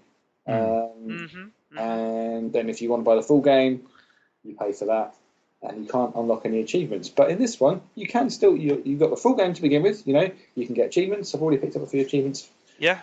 Well, this is a massive game on the PC. I think there's millions of players playing it. Yeah. And I think this is the way forward. Really, I mean, it's the there are a lot of free to play games on Steam. And the paywalls on those are very, very small. You can almost get hours and hours and hours of gameplay and never part with a penny. Yeah. I think I talked about it last week. There's a game just been coming out which is set in the World of Warcraft environment, the Hearthstone. Hearthstone, yeah. Which is like a card battle game in the Magic the Gathering, and that's free. And I've played that for a good couple of hours. And the two other guys on the Cranky Gamers, they played it for like tens of hours. Yeah. And I think one of them's only parted with a couple of quid. Yeah. So far. So yeah. How big are the maps? Are there many maps to play with on World of Tanks? There's not masses of them. I think they're all sort of set in sort of northern France. So the settings of Second Private Ryan, that sort of area. So you're driving through French villages and running over buildings and sort of that sort of stuff. I couldn't tell you how many maps there are, but I'd say there's probably less than 10. Mm-hmm. But I've probably put about 5 hours into it, I'd say. Okay. I've unlocked a fair few achievements, but it's a great game because the matches aren't particularly long. You go in, you've got your garage of tanks, so you choose your tank you want to use, go into the game, you play the game. If you make it to the end, brilliant. If you don't, if you blow up, you go back to your garage. And you can then start a new game with one of your other tanks, and then you don't get any penalties for quitting. When your tank's been blown up, so you can then start a new game with another tank, and then when the original game is finished, it'll then give you experience of that tank. You see, which is quite cool. So you're never waiting around for too long. You could be in and out. I say most games are. I think it's on a 20-minute timer, but most games tend to end in less than 10 minutes. But you can just nip in and play. It's great. Really, really good. I'd definitely recommend it as it's free. And matchmaking and stuff like that, does it take very long to get into a game? Because sometimes that is a complaint. Not at all. Every time I've logged on, admittedly it's only been out for a couple of weeks, but every time I've logged on, there's been about 2,000 or 3,000 people in the queue. Excellent. So literally straight in. But yeah, you can customise your tanks. See that's the benefit of giving it away for free. You see? Yeah, exactly. I haven't been tempted to shell out any real money for anything because the tanks that I've got are fine. You start off with 2 little scout tanks and a Sherman. Yeah. So if you end up putting sort of 10, 20 hours into this game, what sort of money? If you fancied parting with some money, what would be a reasonable amount that you'd start to invest? How much does stuff cost in it? Is a tank a £5 or is it £1? You buy a quantity of gold, and then you can allocate that gold to whatever tank you want. Okay. I don't know how much, because I haven't been interested in buying anything. I don't know how much you buy in the gold, but the gold tanks are something like 700 gold. Okay. I'm guessing it's going to equate to about £7. I'm guessing. I don't know. But certainly, you start off with 3 tanks, and if you never pay a penny, what you're doing is just making those 3 tanks better. So you can customise them, get extra guns on them, improve sort of your crew's ability, so they shoot a little bit faster, reload a bit faster, that sort of thing. And if you're just nipping in and playing it for half hour or so, you don't really need to spend loads of cash. So yeah, it's definitely worth getting. Sweet. Yeah. So get it. I might check it out now. I mean, I'm pretty sure you can grab it for the PC as well. But if there's somebody I know, if it's like the Grand Theft Auto online where it's better when you're in there with somebody you know, then it's definitely worth grabbing from my point of view. Obviously, you can't, Simon, because you haven't got one. But nope. That's fine. I'm okay. Anyway, good. So, thanks. The second game I've been playing is The Wolf Among Us. Oh, yes. Telltale Games. And that was, again, recommended by you good self last week, wasn't it? Yeah. But the makers of the Walking Dead point-and-click adventure series. And I've only played episode 1, although I have downloaded episode 2 as well. I should be playing that tomorrow, I think. Okay, good. But it's great. It's just... brilliant, just as good as The Walking Dead. The same sort of character progression. It just plays like a film, and it's one of those games that you can actually have a cup of tea and you're watching the story unfold. It's quite relaxing, isn't it? In a way, it's like sitting there with a 4-hour movie. Yeah, absolutely. But of course, when you tell people what it's about, it's about Cinderella and Sleeping Beauty, but don't let the kids watch it. No, because I think in the first opening scene, it's very brutal with the Yeah, absolutely. It's really with, good. with an axe. Stick an axe in the back of his head and he keeps on going. Oh my god, yeah. But yeah, you've got I love Mr. Toad of Toad Hall. I know you do. Who's obviously a sort of a Cockney sort of character, and he's like, "Fucking hell, you fucking pressed my place again." You know, it's like, oh, it's going to be this kind of game, isn't it? Yeah. It's brilliant. It's brilliant. Yeah. And oh my god, the end of episode 1 as well. Oh my god, yeah, that's a handover. Very, very brutal. Yeah, I the fight as well in the pub as well. Oh, that's fantastic. Yeah, that's great stuff. It's worth picking up then. It's definitely worth getting. Yeah, I don't know if it's on how much it is on PlayStation, but on Xbox it's only about $3.50. You can get a season pass for a tenner. Yeah. So, you know, that's obviously the cheapest way to do it. I don't know how. Do you know, Ricky, how frequently the episodes are coming out? Yeah, but once every 2 months, I think.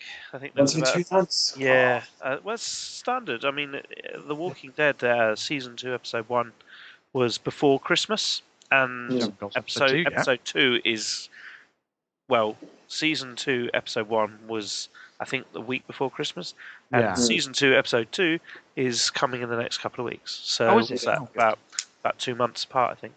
Well, that's cool. I mean, with Walking Dead, I only played it once all 5 episodes came out, so I downloaded all 5 of them. I played them pretty much over a week and completed it. And I do like the episodic gaming idea. I think it's great because you can buy game in chunks. Yeah. Like you said last week, you're really, really hungering for the next episode. You are. If it's 2 months apart, that's a long time. No, so, and I said this on to the other guys.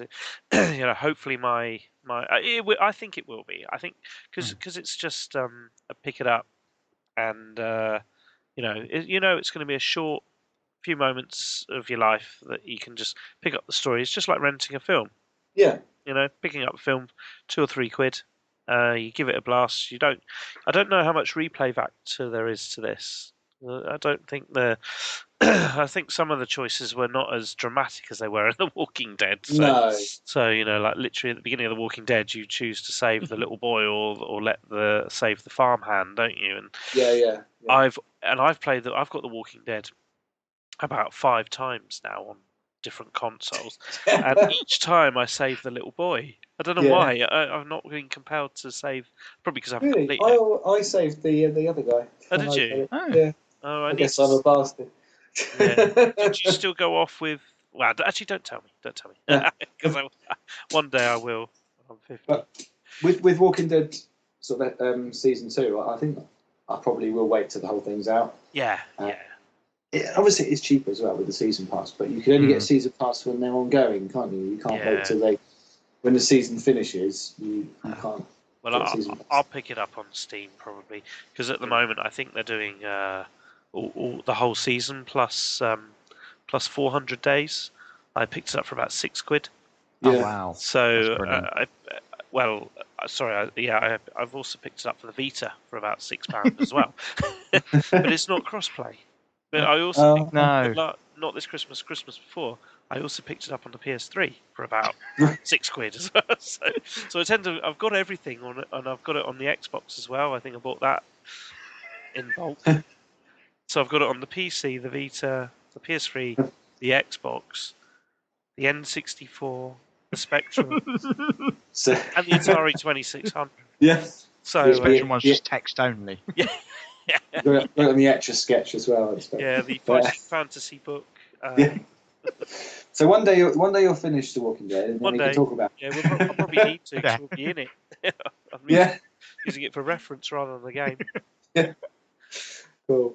Right. Well, yeah. That's all from us. So I'm going to play episode 2 probably tomorrow, and then I'll talk about that next week. I think. But it's great. I look, really dark. I think it's beautiful to look at. It's a leap forward from The Walking Dead. I think sort of graphically. Which is nice. But the last game we've been playing, we've been talking about lots of Lego, and it is another Lego game. I, having watched a movie and picked up the toys, the natural thing was, I want to play a Lego game. And I think I mentioned this in a previous podcast, but Lego Star Wars Saga, the complete saga, I had both the original Lego Star Wars games, so they're episode 1, 2, and 3 as the one game, and then 4, 5, 6 as the other. But I never got the complete saga. And I'm a little bit of an Xbox achievement junkie, and there's a whole set of achievements that you can get for the complete saga. Exactly. I fancied playing a bit of Lego Star Wars. I saw that this was only £12 in Argos, so I was like, yeah, that's good. I should get on that. And it's cool. I mean, I've played episodes 1 to 3 through already. What I do with Lego, I expect you guys are probably the same. Is you play it through once and just complete it, and then go through again and try and get all the other bits and pieces, and do your true Jedi and get all your red bricks and mini kits and stuff. But it's cool. It's aged fine. The funny thing is though, is because it's really quite old now. I think it's about 7 or 8 years old. The minifigures the characters that are actually in the game, they've updated them quite a few times in as actual Lego figures. So I'm watching it and going, that's not the Yoda that I've got. No, that must be the old one. So it's retro now. It's retro, yeah. So because the Lego figures, I think every sort of 2 or 3 years they tend to sort of update a lot of it as the actual toys. But obviously this is the game. But it's still great. And I think once I clear this, I'll definitely want to get some more Lego games. I think Lego Marvel will be my next one, I think. But, that's very good. And Simon's completed it. I've played a little bit of it, Lego Marvel, but not enough. I need to. So much to play. So little time. But Star Wars has aged really well. Like I said a bit earlier, I mean the indie games I didn't like so much, but Star Wars is great. It's just brilliant. And I think it's one of those games as well that my kids might actually play. So they will. Yeah. Get a bit of 2-player on when they come around. Oh, definitely. Yeah. I think my daughter she completed that game with Bonnie. Okay. And when she was about 5. Yeah. So with the help of the guide, so her and Bonnie did 100%. They 100%ed it. Awesome. So it's definitely something you can pick up with the youngsters, and if you need to borrow the guide, Rob, I think we got a copy of it. So. I can't exactly play Last of Us in front of the little one, so it's like play Lego game in front of her. She likes to watch that, and sort of like I have to tell her all about the Marvel characters and who they are, and she likes that. Yeah. So. Yeah, that's great. Unless they do Lego Last of Us, that would be. That would be brilliant. Lego Walking Dead. You could go on, couldn't we? Right. Okay. Well, we'll wrap that part of the show up. Otherwise, we will be here all night. Everyone's iPods will have died. Okay. We'll take a break. This week's interlude music is a very, very awesome cover of the Foo Fighters Everlong in 8-bit format. Have you guys checked it out? No, but I really liked the last week. The 9 Inch Nails. I quite. Yeah. I don't know who did the remix to credit them, I'm afraid. So I will hopefully find that out ready for next time, and I'll mention it then. But Foo Fighters Everlong. So grab yourself a beer or a cup of tea or whatever you're having, and we will be back in a few minutes. See you soon.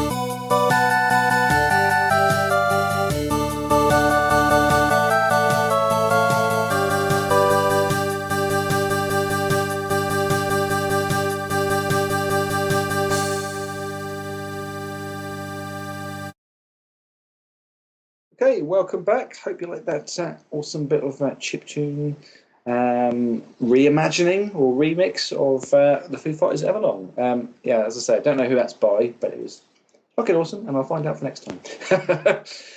So moving swiftly on to the news. Mr. Rikki, would you like to go first?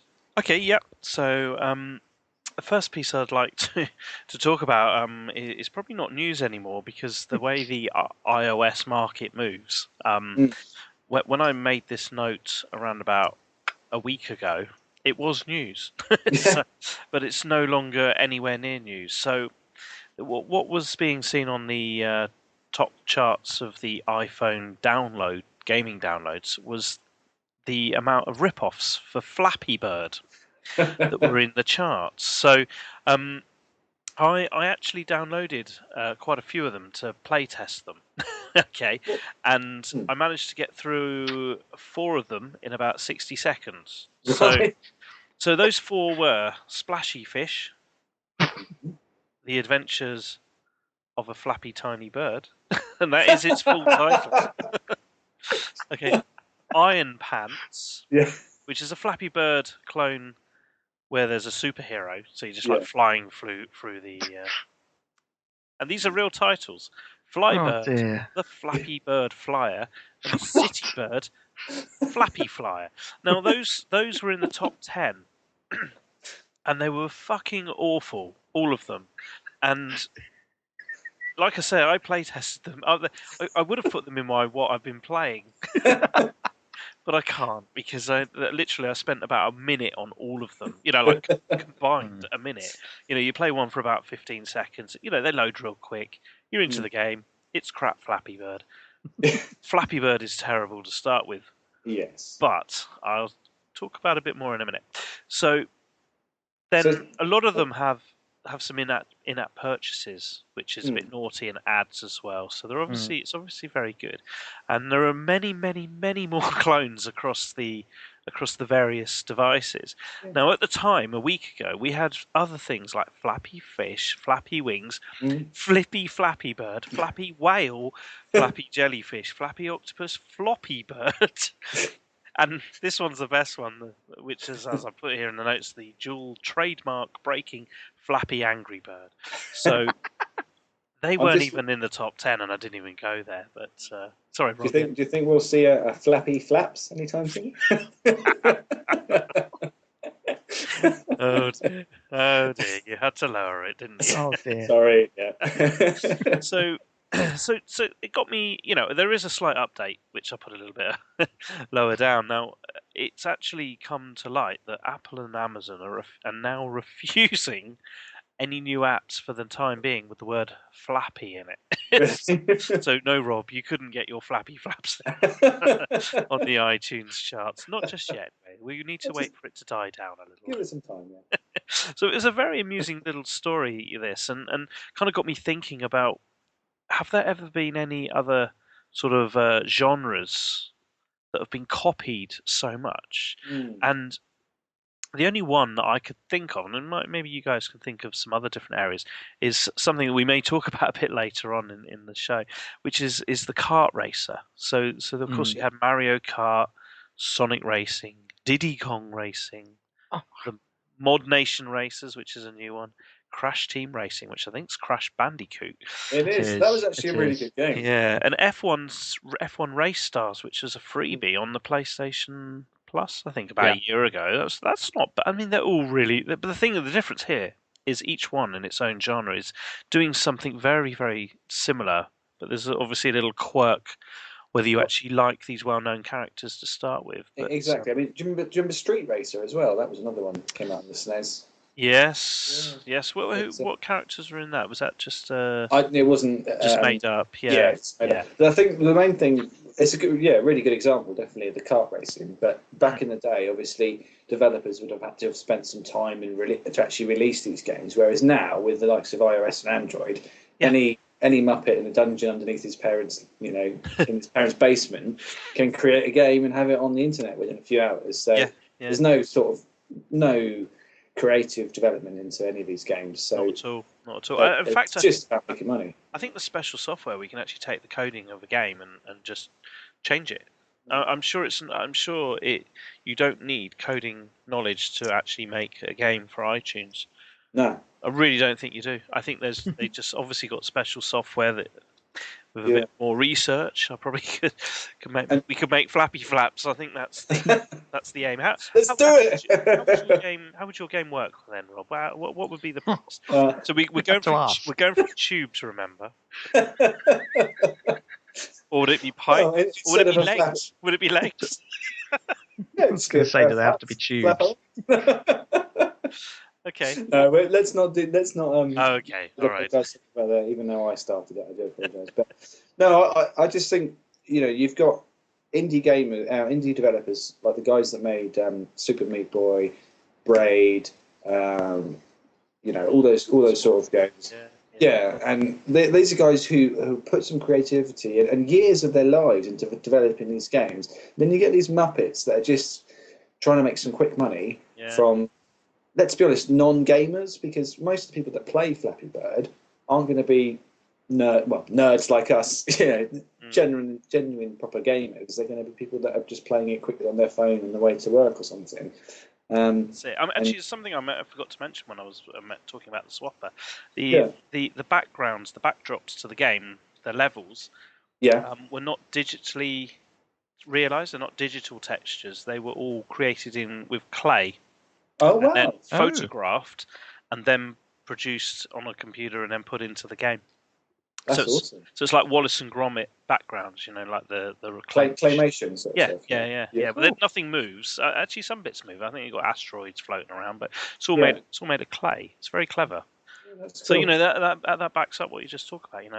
There are indie studios who put a lot of love and a lot of effort into making something. Yeah, games designers that are creative in the same way like a musician is, and it's just these guys are just people that are making these clone games. It's just it's all about the quick buck, isn't it?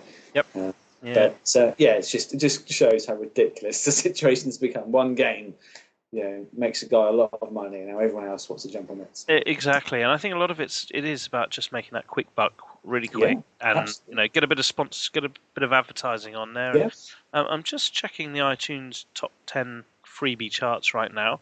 Yeah. So we've currently got just Flappy Wings in there, Splashy Fish, The Adventures of Flap. I can't read the rest. Flying Cyrus, Wrecking Ball. That looks like a Hoppy Frog. I bet that's a clone. Yeah. Moving down, what have we got? Okay, so they're starting Flappy Miley Wrecking Ball Pro. What the I reckon Miley Wrecking Ball is going to be Miley Cyrus, isn't it? It is. These have got to be clones, Flappy. I'm sad that I know that, but yeah. There's Iron Pants. Haha, you're number 50. Fuck off. Right. Anyway, so my next piece of news is hot off the press. What are we? 24th of January. Yeah. And this came out this 24th of February. Oh yeah, so it's not that, is it? Actually, I'm reading the word February in front of me. Yeah. Sorry. Right. Okay. Thanks. Right. Rewind. Okay. So hot off the press, 24th of February, Microsoft have announced that they are going to cut the price of their Xbox One, and they're going to match the price for the PlayStation 4 with the bundles. So £399 is going to be the price. Well, 99p. So 400 quid. So they're knocking 30 quid off. So the first bundle that's going to be released is the Titanfall bundle, which is very, very attractive, especially after what I talked about earlier. Yeah, definitely. Because of course, you got to pick up a PlayStation on its own for $350, and you got to get it. If you get one game, you're going to be pushing this price anyway. So remember, this comes loaded with Kinect, which is also whether you want it or not, you're going to get it. You get your standard one month of Xbox Live membership, which pretty much it's only really bothered for new people. Very interesting piece. So this only coming out in the UK at the moment. This price cut, it's only happening here in the UK.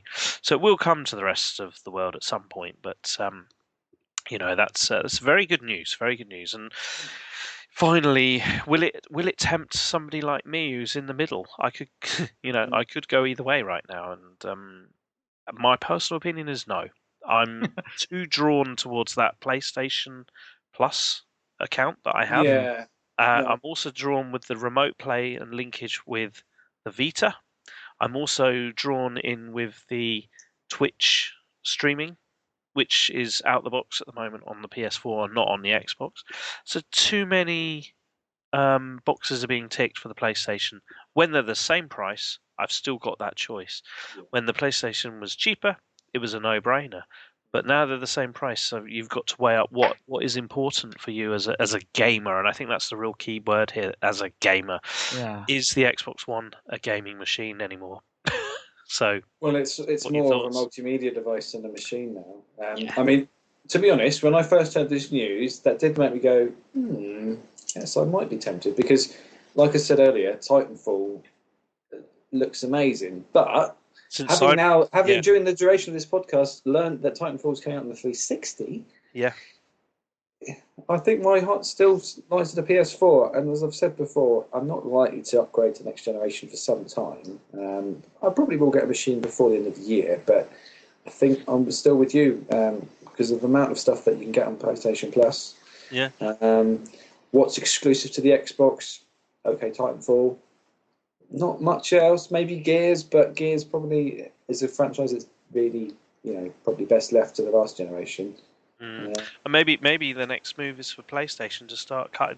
I mean, they haven't done any cuts yet, have they? No, so... but it's always the way. All consoles when they're launched, come in at around about the £300 mark. I mean, obviously these are a little bit more, but they always drop down.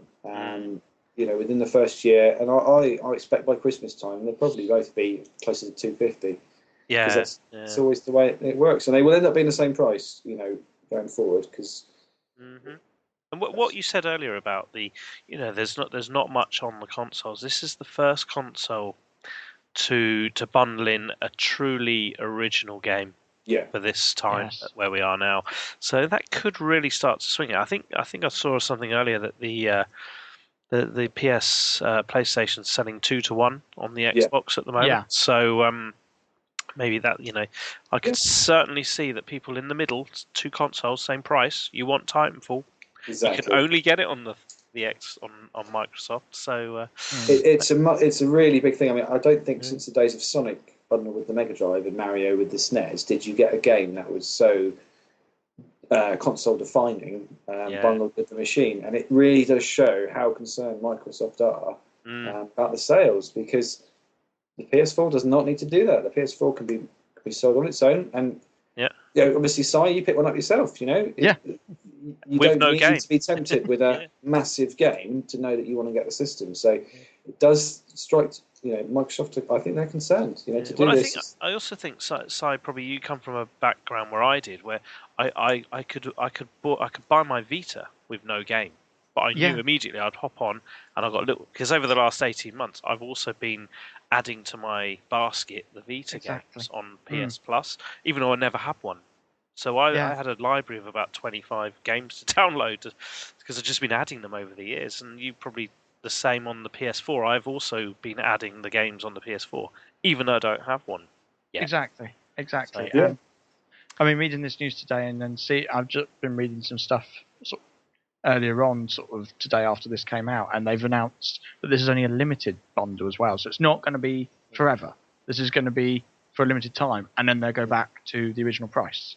And that seems a bit odd. And also, and also the Kinect comes with it, but you can't use the Kinect with Titanfall. They don't support it. So why didn't Microsoft think of the thing of taking out the Kinect and then reducing it further and then get more people buying it? Their consumer strategy, this entire new way, has not gone very well. And I'm not speaking as like a person who loves PlayStation. Sony did some really bad things with PS3, bad things, and but they've just been like, they haven't got their heads on right, and I'm just like, why are you playing that? Do you want your game? Do you want your customers to actually buy the console? Yeah, no. If that's the case, and they're thinking of it being limited price wise and going back up, correct me if I'm wrong, but I don't think a console has ever increased in price as time's gone on. So that's just complete clusterfuck as far for marketing purposes. If that's what they're thinking of doing, that bit might be unconfirmed. I've read that on 2 sort of articles where they've said it's a limited time. Whether or not it goes back up afterwards is the bundle might be limited. I mean, it could be. Who knows? But you're totally right with Connect. Connect is a certain market. It's kind of the people that like their dance games and all that sort of stuff, and the party gaming. And if you're sort of nerd like us who wants to, immerse themselves in a sort of a shooter, it doesn't. You can't really point at the screen and go bang bang, can you? It's not quite the same. No. Yeah. Brilliant stuff. Okay. Anyway, so I'm sure we got more to come on this over the next few months, and if anybody who does listen to us is thinking about grabbing one of these, certainly talk to us on Twitter, and we'll keep the chat going there. Yeah, definitely. Good. Anyway, there we go. That's me done. That's my news for this week, or the most modern news. We normally jump into some retro news now, don't we, Rob? We do indeed. Would you like to? I have a few retro stories. Nothing. Well, the first story is pretty cool. It's that Dungeon Keeper is coming out on the iOS and Android. You guys familiar with Dungeon Keeper? No, I'm not. No, what's I've that? heard of it, but it's a fantastic played game. it. Oh, it's a fantastic game. It was on the PC in late 90s. I think it was launched in 98 or 97 possibly. And basically, it kind of takes the old sort of dungeon quest game, where your heroes venturing into a dungeon to fight goblins and orcs and all that sort of thing, but turns it round on its head, because instead of being the heroes, you are the dungeon keeper. You control all the monsters. So you basically have to build a dungeon for heroes to come and explore, and then you populate it with all big beasties and traps and treasure chests to sort of entice the heroes in, and find nice ways to kill them, basically. So it's kind of a point and click sort of strategy game. Okay. And the more heroes that you kill, and the more money that you get, and the better dungeons you can build, and the bigger beasties that you can buy. It's quite a nice game, a very beautiful game to look at by the looks of things. Yeah. Is it going to suffer from control issues like a lot of these other ones have on the tablets and the phones? I think it probably would be okay, because it was done with a mouse, so you weren't really reliant on too many key functions. Okay. A lot of PC games you can't really port to mobile, because you obviously need a keyboard, and you can't do that with the mobile. But this was mostly to do with the mouse. You had a few key commands, so you presumably the touchscreen would allow you to scroll around, and then you'd probably have a few options on the device to do it. But no, it's a great game. As long as I don't know if there's a price for it yet. I don't think there is, but I will definitely if this is. What do you reckon it'll be? Well, if you look at most games go for a couple of quid. The bigger sort of games, I mean, Secret of Mana we mentioned before, that was £6. So I reckon it'll be somewhere in between. I think it'll be under a fiver. To be honest, even if it's under a tenner, I'd still be very tempted, because it is a really good fun game. Rob, shall I give you some good news? Yeah, it's free. It's free. What? Yeah, I've just clicked on the link and it's out now, and it's free. There's obviously some in-game. Yeah, here we are. Buckets of gems, pile of gems. So the in-game currency is gems. So I would imagine you don't have to buy the gems. You could probably just earn them by playing it and not being a cheating bastard. So yeah, there we go. It's 86 megabytes. It's available on iTunes right now. When did it get released? 18th of February. Not January, February. Okay. Excellent. Yeah, no, I didn't realise it was coming out that quickly. So, so there you go. That's fantastic. That's another great example of you've been able to play an awesome little game, and if you want to progress it a bit quicker, you can spend some real money. But I should be downloading that for sure. So yeah, I think I might check it out actually, because I actually quite like the look of that type of thing, and I play a lot of board games on my tablet. So, and they work quite well, and the strategy games work quite well as also. So maybe this might fall into that category of being something on the road. So I'm just going to download. Hey, yeah, you carry on, mate. Yeah, I'll just download it. It's a great game, so check it out. The next little story that I've got relates to Super Mario 3. Now, it's not a massive story, but basically an update has come through allowing a save function within the ROMs for Mario 3 if you're sort of playing it in the traditional method. As opposed to playing it through your PC. Obviously, Mario 3 was a big game. It certainly is a big game. So to have a save function is quite cool. Obviously, if it's a ROM, essentially most emulators have a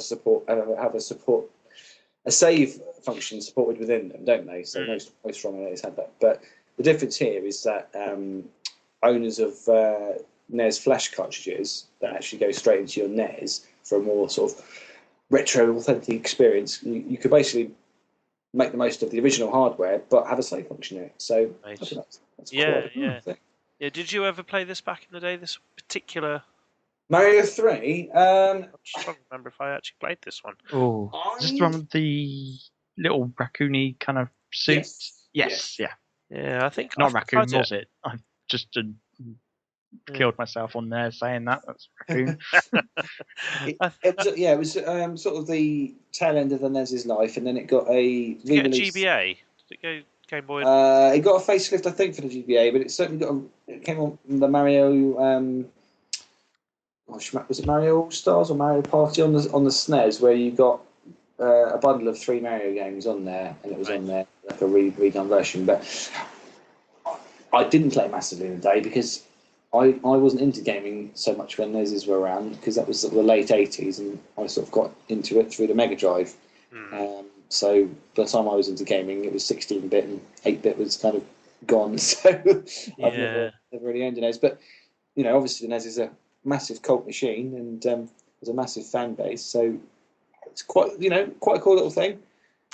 Definitely, yeah. I mean, bloody hard game by all accounts. So any retro game where they've added a save feature is kind of, it's going to be an advantage, because those games were notorious for bloody sticking you back at the beginning, weren't they? So fantastic.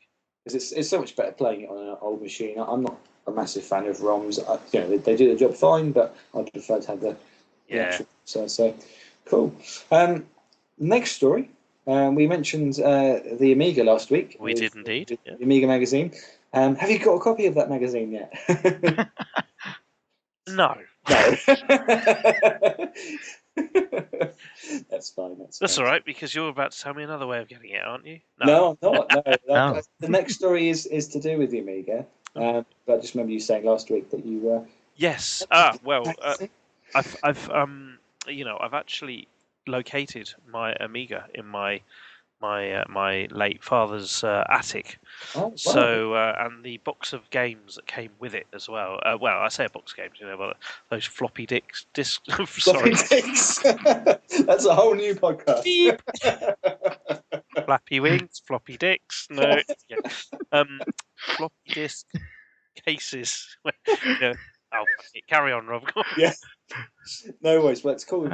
Cool to have some vintage games, but it's all good. But no, basically, the great thing about the Amiga's a great old machine, as C64 and all those vintage machines. But loading up games through tapes and floppy disks is a bit of a pain in the ass, isn't it? Because they take a while to load. As opposed to sort of how quickly things load now. Someone has come up with a handy new thing for the Amiga in the form of a USB-ready floppy disk emulator. So you can load up your games onto USB, and basically you'll be able to plug it straight into the Amiga, and you're good to go. So it's going to cut off all your loading times. How does it fit in?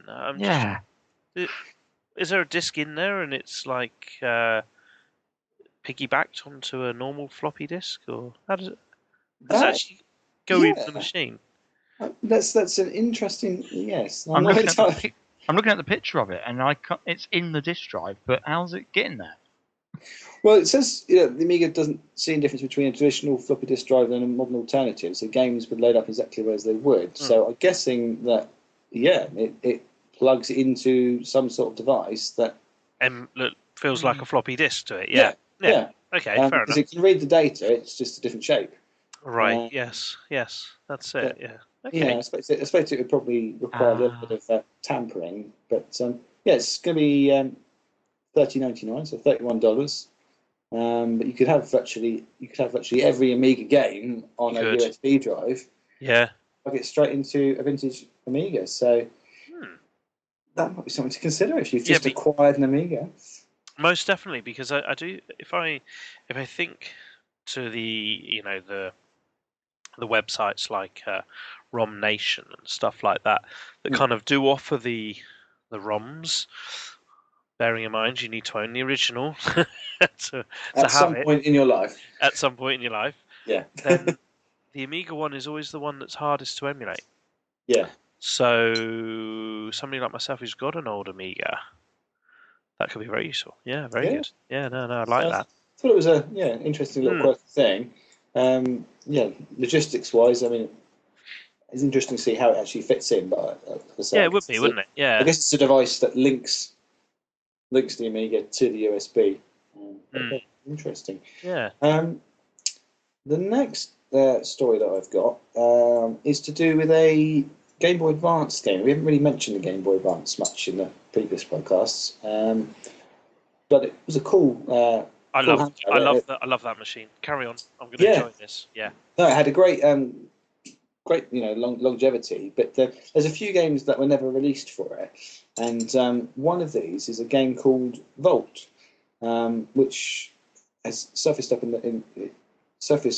recently in the ROM format online.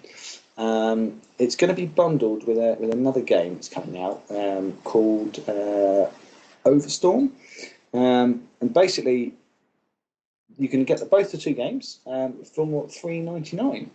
$3.99. Well, that's good.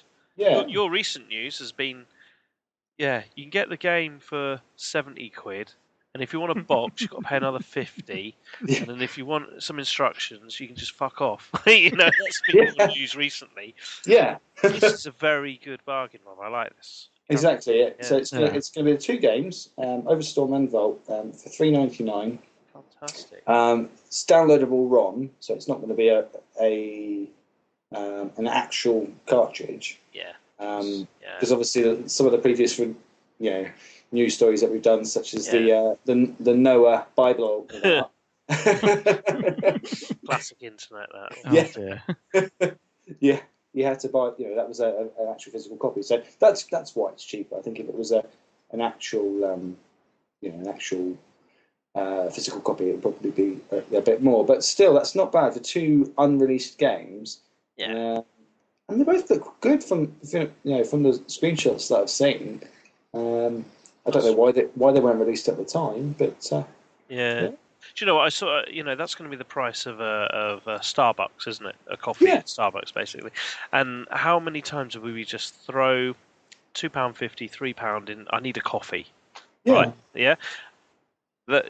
That's all this is. Take the punt on it and give these to these people who've actually developed it a little bit of some genuine cash in their pockets. All right, that's a really good one. Yeah, exactly. I mean, so look at the screenshots. It's like, why did this not come out? It looks fantastic. Actually, I think it's one of them looks Overstorm, kind of Castlevania style, a bit brighter. I don't know. How does that play? It looks to be a Castlevania sort of style game, but the other one, Volt, graphically looks even better, really. Yeah, it's impressive what they could get out of the Game Boy, really. Game Boy Advance, rather. But trust me,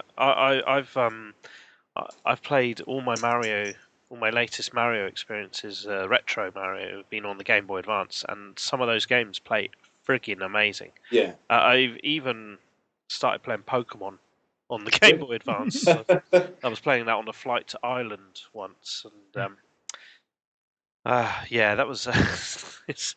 I know that I did feel like I needed to hide it. Do you know what I mean? It's sort of playing a handheld, and then what I was actually playing. It's just like I should have been 5-year-old really. But hey ho, that's where we are. And the Game Boy Advance has got a cracking back library, some great really little playable handheld. games. It was. And it's also quite an easy one to mod as well, isn't it? So if you Yeah. want to get cartridge and load up with ROMs, it's not difficult to do. But Absolutely. Awesome. So there we go. The last news story I have is, well, I guess it's a convention, I suppose you'd call it. It's been announced, not one I've heard of before, but it's called the South Coast Slam in 2000. Sorry, I'm reading the presents. Yeah. Wow. Yeah, in West Sussex, over Easter, 19th and 20th. South Coast Slam presents Raiders of the Lost Arcades. And it's basically going to be a video game convention with about 100 classic video game tables and pinball as well. So that sounds rather cool. Yeah. It's going to be in Brighton on Saturday the 19th. Cool. Running all weekend, with all the machines are on free play, which is even better. Okay, that's really cool. Should we go to it? I would love to go. It's not particularly expensive. It's £20. Yeah. For the weekend, or £12 for the day. Yeah, because Brighton's only just over an hour away, really. Yeah, it's only about an hour from us. Yeah. Hour and 15. And they're also going to be raffling off a Williams Indiana Jones pinball machine and an Indiana Jones Temple of Doom arcade machine. Okay, we'll take my car just in case. Got a big boot. Bloody hell! Imagine coming home with that. Hi, honey. Yeah. Oh, by the way, we need a basement. Yeah, I think it's going to be sort of 50-50 between arcade machines, coin ops and pinball. Hey, what the heck? That looks fantastic. So, yeah. Okay. You're not doing anything on Easter weekend, people? Is it Easter weekend? It is. Yeah. Jesus, I think I'm off those 2 weeks actually. Okay. Well, I know I'm off because I booked it, but we shall have to see nearer the time. Yeah. Okay. Well, it's Easter weekend, isn't it? So, yeah. Is it Friday, Saturday, or Saturday? It can't be Easter Sunday. No, it is. It's Saturday, Sunday. What, Easter Sunday? Yeah, that's what it says. I don't think Easter's the 20th. Yeah, it's 19th and 20th is the Saturday and Sunday. Yeah, it's Sunday. Yeah. When's Easter? Easter is Sunday. No. No. I mean, Easter Sunday is the 20th. Yeah, is the 20th. Yeah, it is the 20th. It's Easter weekend. Don't worry. Right. Okay. Right. Bloody hell. That's okay. So it's probably going to.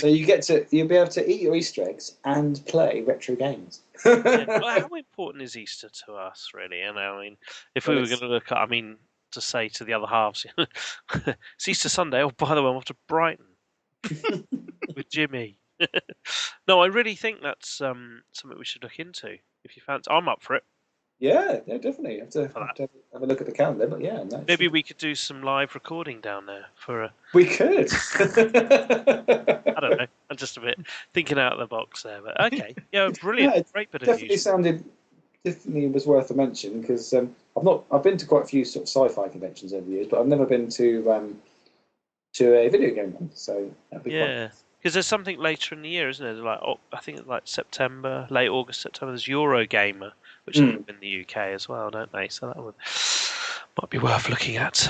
Okay, brilliant. I said the other day that I'm a massive pinball fan, but I've barely played any real pinball. It's all been digital, and that's where I really start getting into it. But I'd love to play some. I wonder if my strategy would be the same. Because when I played pinball as a kid, I used to go bang, bang, bang, bang, bang, and no coordination. And in fact, you give somebody your controller on Zen Pinball, and all they do is bang, bang, bang, bang, bang, bang. And the real strategy is catching the ball and where are you going to send it next. And that's what you can do with Zen Pinball. So I'd really like to see if that strategy works on a real machine. Awesome. Brilliant. Good stuff. Well, that's my retro news all wrapped up for this week. I don't have anything else to mention. Shall we do a spotlight, or should we save it for next? Yeah, Simon, you got anything you want to? No, I think the biggest news I was going to say was about the Xbox One, but you covered that. So No, I'm good. You're good to go. Right, okay. I'm good to go. Excellent. Right. Well, we will do a quick spotlight. We missed one last week because Rick and I were waffling on for too long, weren't we? Yeah, I can't remember why we. Yeah, we were. Yeah. So I'm sure we're well over the 2-hour mark. So apologies, listeners, if your ears are bleeding by now, but we're going to keep going for a little bit longer because we're going to talk about Mario Kart. Spotlight on the classic game. You mentioned it a little bit earlier on, didn't you? Well, I did, yeah. And it got me thinking about all the incarnations of Mario Kart in its clone environment, but also, when I thought about it, I thought, hang on, it's been redone itself many times as well. It has. To the point where I think Mario Kart, I'm just reading here, Mario Kart 8, I think, is the next one to be released. Is that coming out this year? So, they just keep, and it's the thing that keeps Nintendo alive, isn't it? It's either Mario Kart, it's either Mario Brothers, the platformer, and Zelda, I suppose. A Mario Party and Zelda's. These re-churning of Mario. We got a new machine, better graphical capability. Let's stick Mario Kart on it. They'll suckers will buy it. And bloody hell, don't we just? My kids play Mario Kart on the DS. And absolutely love it. Absolutely love it. Yeah. So it's just been a game that's been personally close to me for years and years and years. When I was at university, used to play Mario. I think it was on the SNES, not the. Yeah, it wasn't the 64. It was the SNES. I was at university, and the amount of nights we used to play the 2-player. Yeah, Mario Kart racing is just incredible. In fact, here's a small story about Mario Kart that I remember very, very funny. When I was first at university, I shared a house, like you do, and one of the guys in the house was not a student. He was just a guy. In fact, he was a big Rastafarian guy. God, what's his name? It'll come to me in a minute. Anyway, and he spoke. We got on quite well, and he was traditional. He used to grow a certain plant in his bedroom, and I do remember one weekend we did a trade. He gave me some of his plant of the green stuff, and he said, "I said I haven't got much money," and he said, "It's all right if you lend me a Nintendo for the weekend, and we'll call it quits." And of course, I heard him and all his dealing mates in the next room. They were like, all I could hear was the go-karts going around the track constantly. As they were, it's just a very, very interesting story. So that's been with me that long. Mario Kart is just it's always been there. If I had a Nintendo, I bought a Mario Kart for it. So absolutely. What about yourself? Me, well, it came out in '92 originally, and I did have a SNES at the time, so I did get it pretty much when it came out. Yeah. And I did enjoy it. It was a great game, but it reached sort of the next level really with Mario 64, because that introduced the 4-player mode. Yep. And obviously it was in 3D as well because it was the N64. And me and my 2 brothers, we used to play that so much. It was just fantastic, having 4. That was one of the N64's sort of real strengths, was having 4-player gaming on one telly. Yeah, it did, didn't it? Because they did the 4-player with GoldenEye as well. They did, yeah. Loads of games. Perfect Dark. Time Splitters, wasn't it? Was that? Perfect Dark. Perfect Dark, yeah. Star Fox as well. Yeah. Star Fox. Yeah, 4-player Star Fox. That was awesome. But yeah, Mario 64, fantastic game. After that, I sort of never played any more Mario Kart because I've never had a Wii. I've never had. Well, I had a GameCube very briefly, but I got rid of that quite quick. So I've not had, other than Mario Kart on the DS, which was basically the original Mario Kart with a few tweaking. I've not really had it, and I've certainly not played it for a long time. So having discovered the N64 in the attic, that will almost certainly result in me getting a Mario Kart game because it's amazing. It is a classic. It is. I've got the cart of Mario Kart. In fact, if I look to my right, there's a cupboard, and it's in there. I know it's in there. Saw it the other day. So What, the N64? yeah, SNES. Wow. Yeah. Sweet. Yep. What about you, Si? Well, yeah, no. I mean, I remember playing when I was in secondary school. So, what was that? Mid-90s, yeah. And so, of course, I played the SNES version at a friend's house. I didn't have a SNES, but I played Super Mario Kart on that.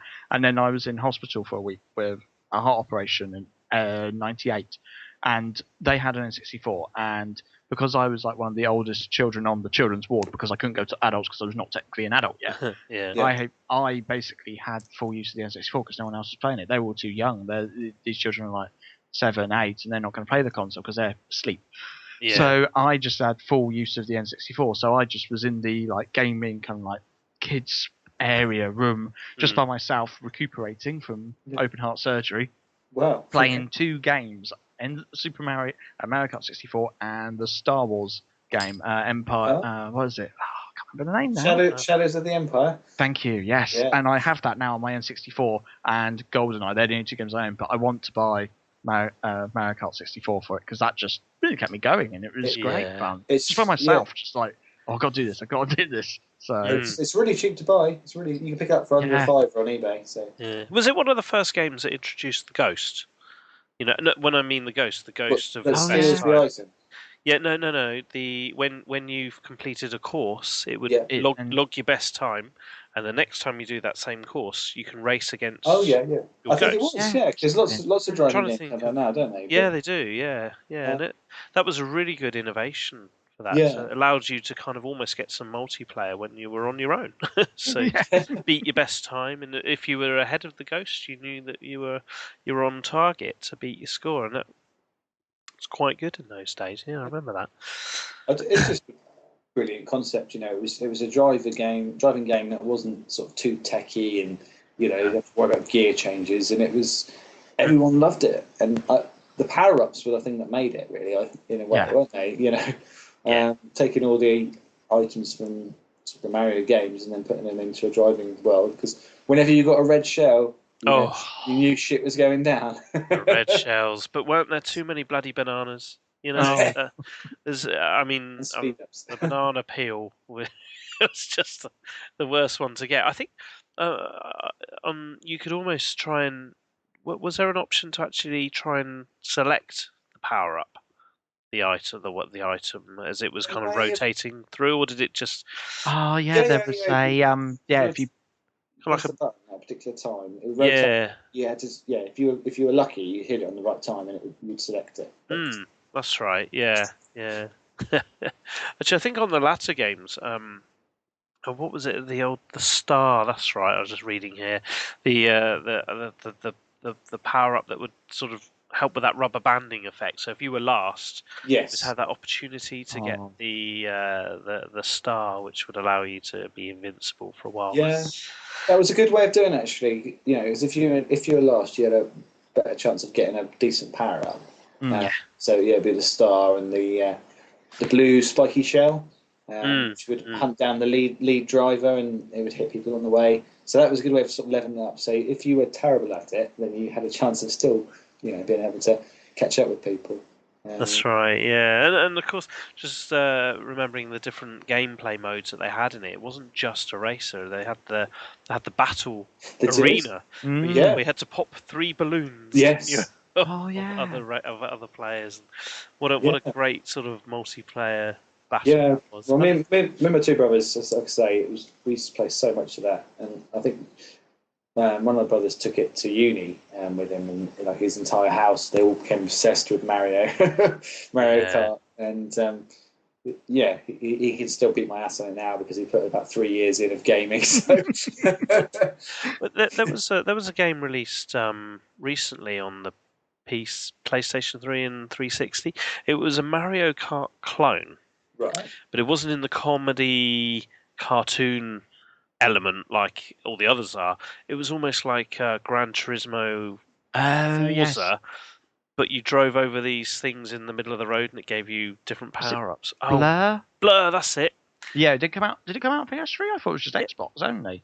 No, I think it's on the PS3. Oh, I never got I it. might be wrong. I might be wrong. It's definitely on the Xbox. You are right. We are Yeah, right there. because I played it on a friend's Xbox. So. Yeah. Now that was to me, you know, that's the closest thing that has really touched me since then, because that was the multiplayer online.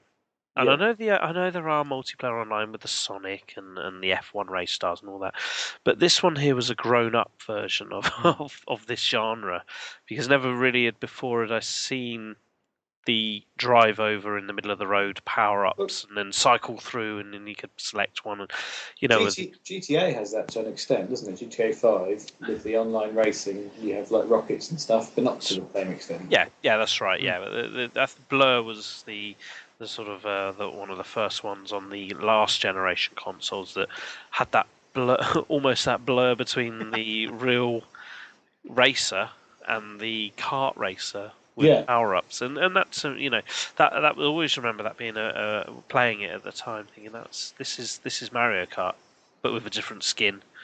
But a grown-up skin. Yeah, you should try and check out Blur. You could probably pick it up for about £3 or £4 on the Xbox 360. Yeah, no, that's something cool. It's not a game I've actually heard of. So yeah, no, it's a crave. You've played it, Simon?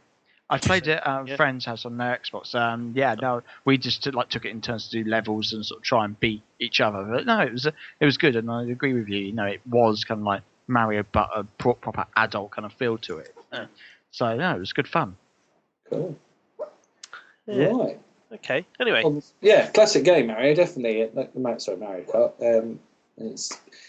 It's going to be one that, as long as Nintendo are making consoles, there will be Mario Kart games. And there is Mario Kart 8, which I don't quite. There are a couple of features. Obviously, one saying HD graphics. Okay, next. Anti-gravity. I would imagine they're going to take you off the road and give you planes and do you remember Diddy Kong Racing? Which I do remember Diddy Kong Racing, which was the kind of same era. Made by Rare.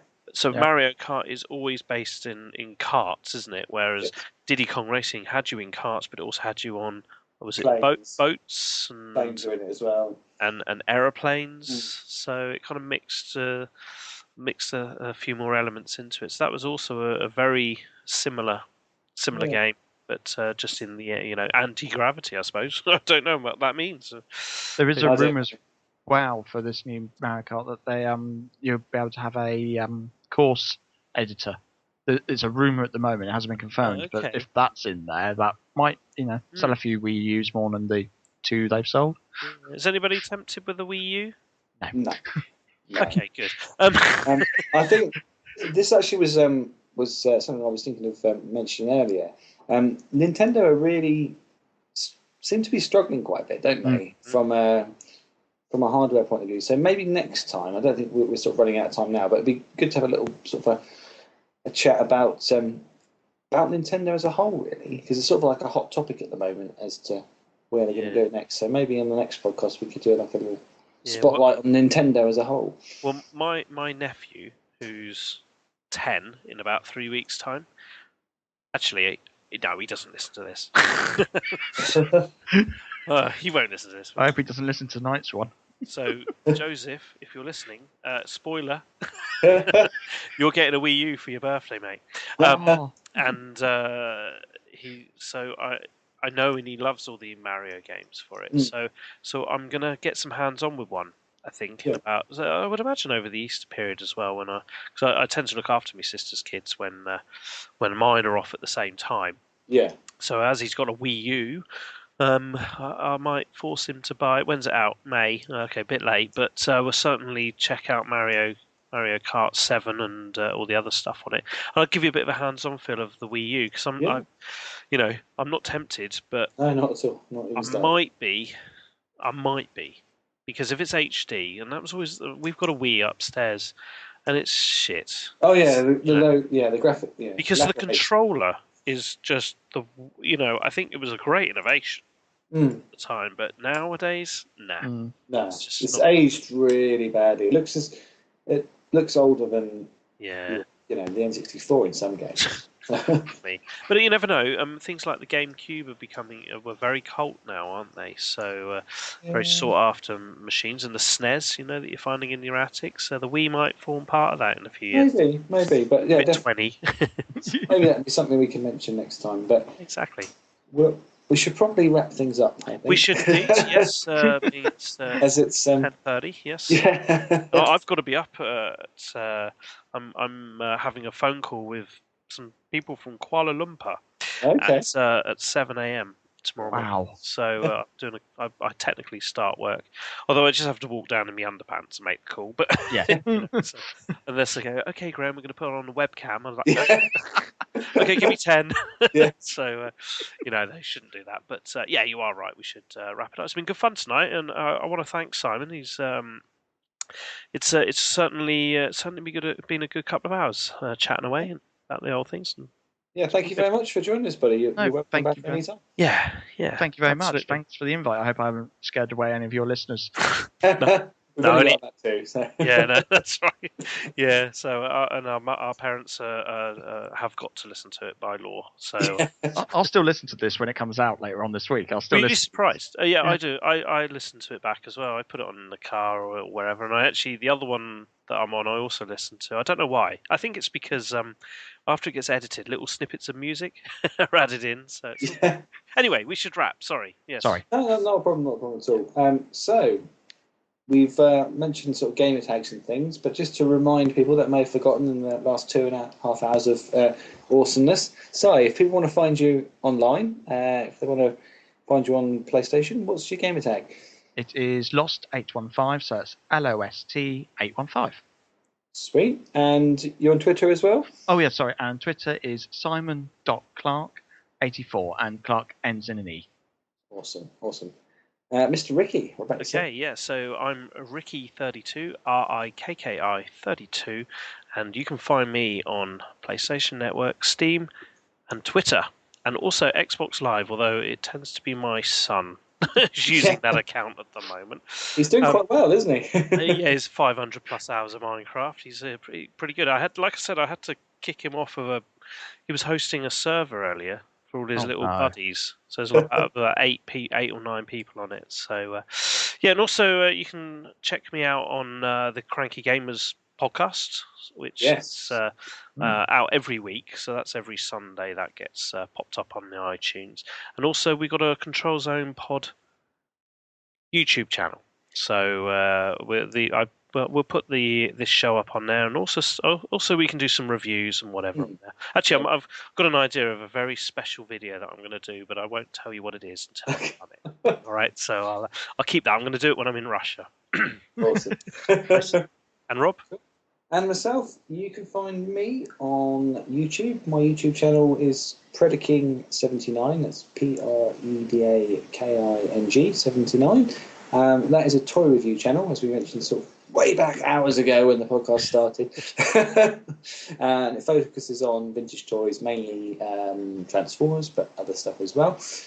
You can also find me on Twitter on the same username.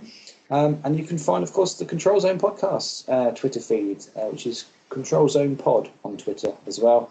And like I said earlier, we picked up a few followers in last week, which has been awesome. So hopefully, there are people listening out there. So if you want to send us any questions or contribute at all, then by all means, give us a message. What's the Control Zone Pod Twitter account? Did you mention that one? Sorry. Yeah. I was looking at the football scores. Sorry.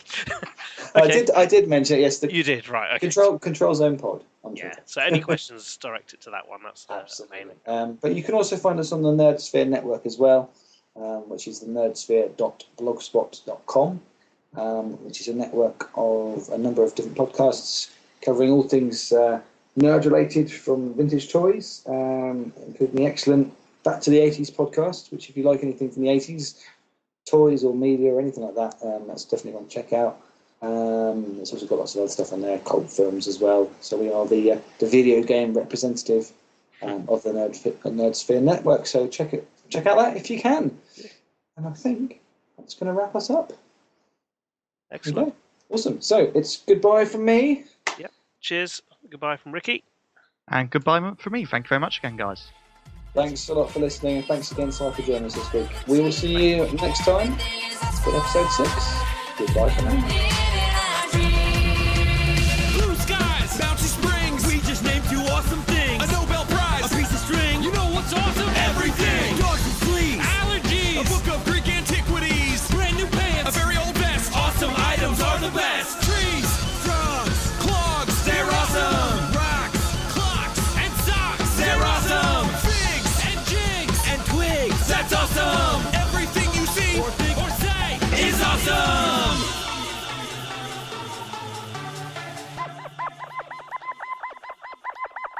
Awesome.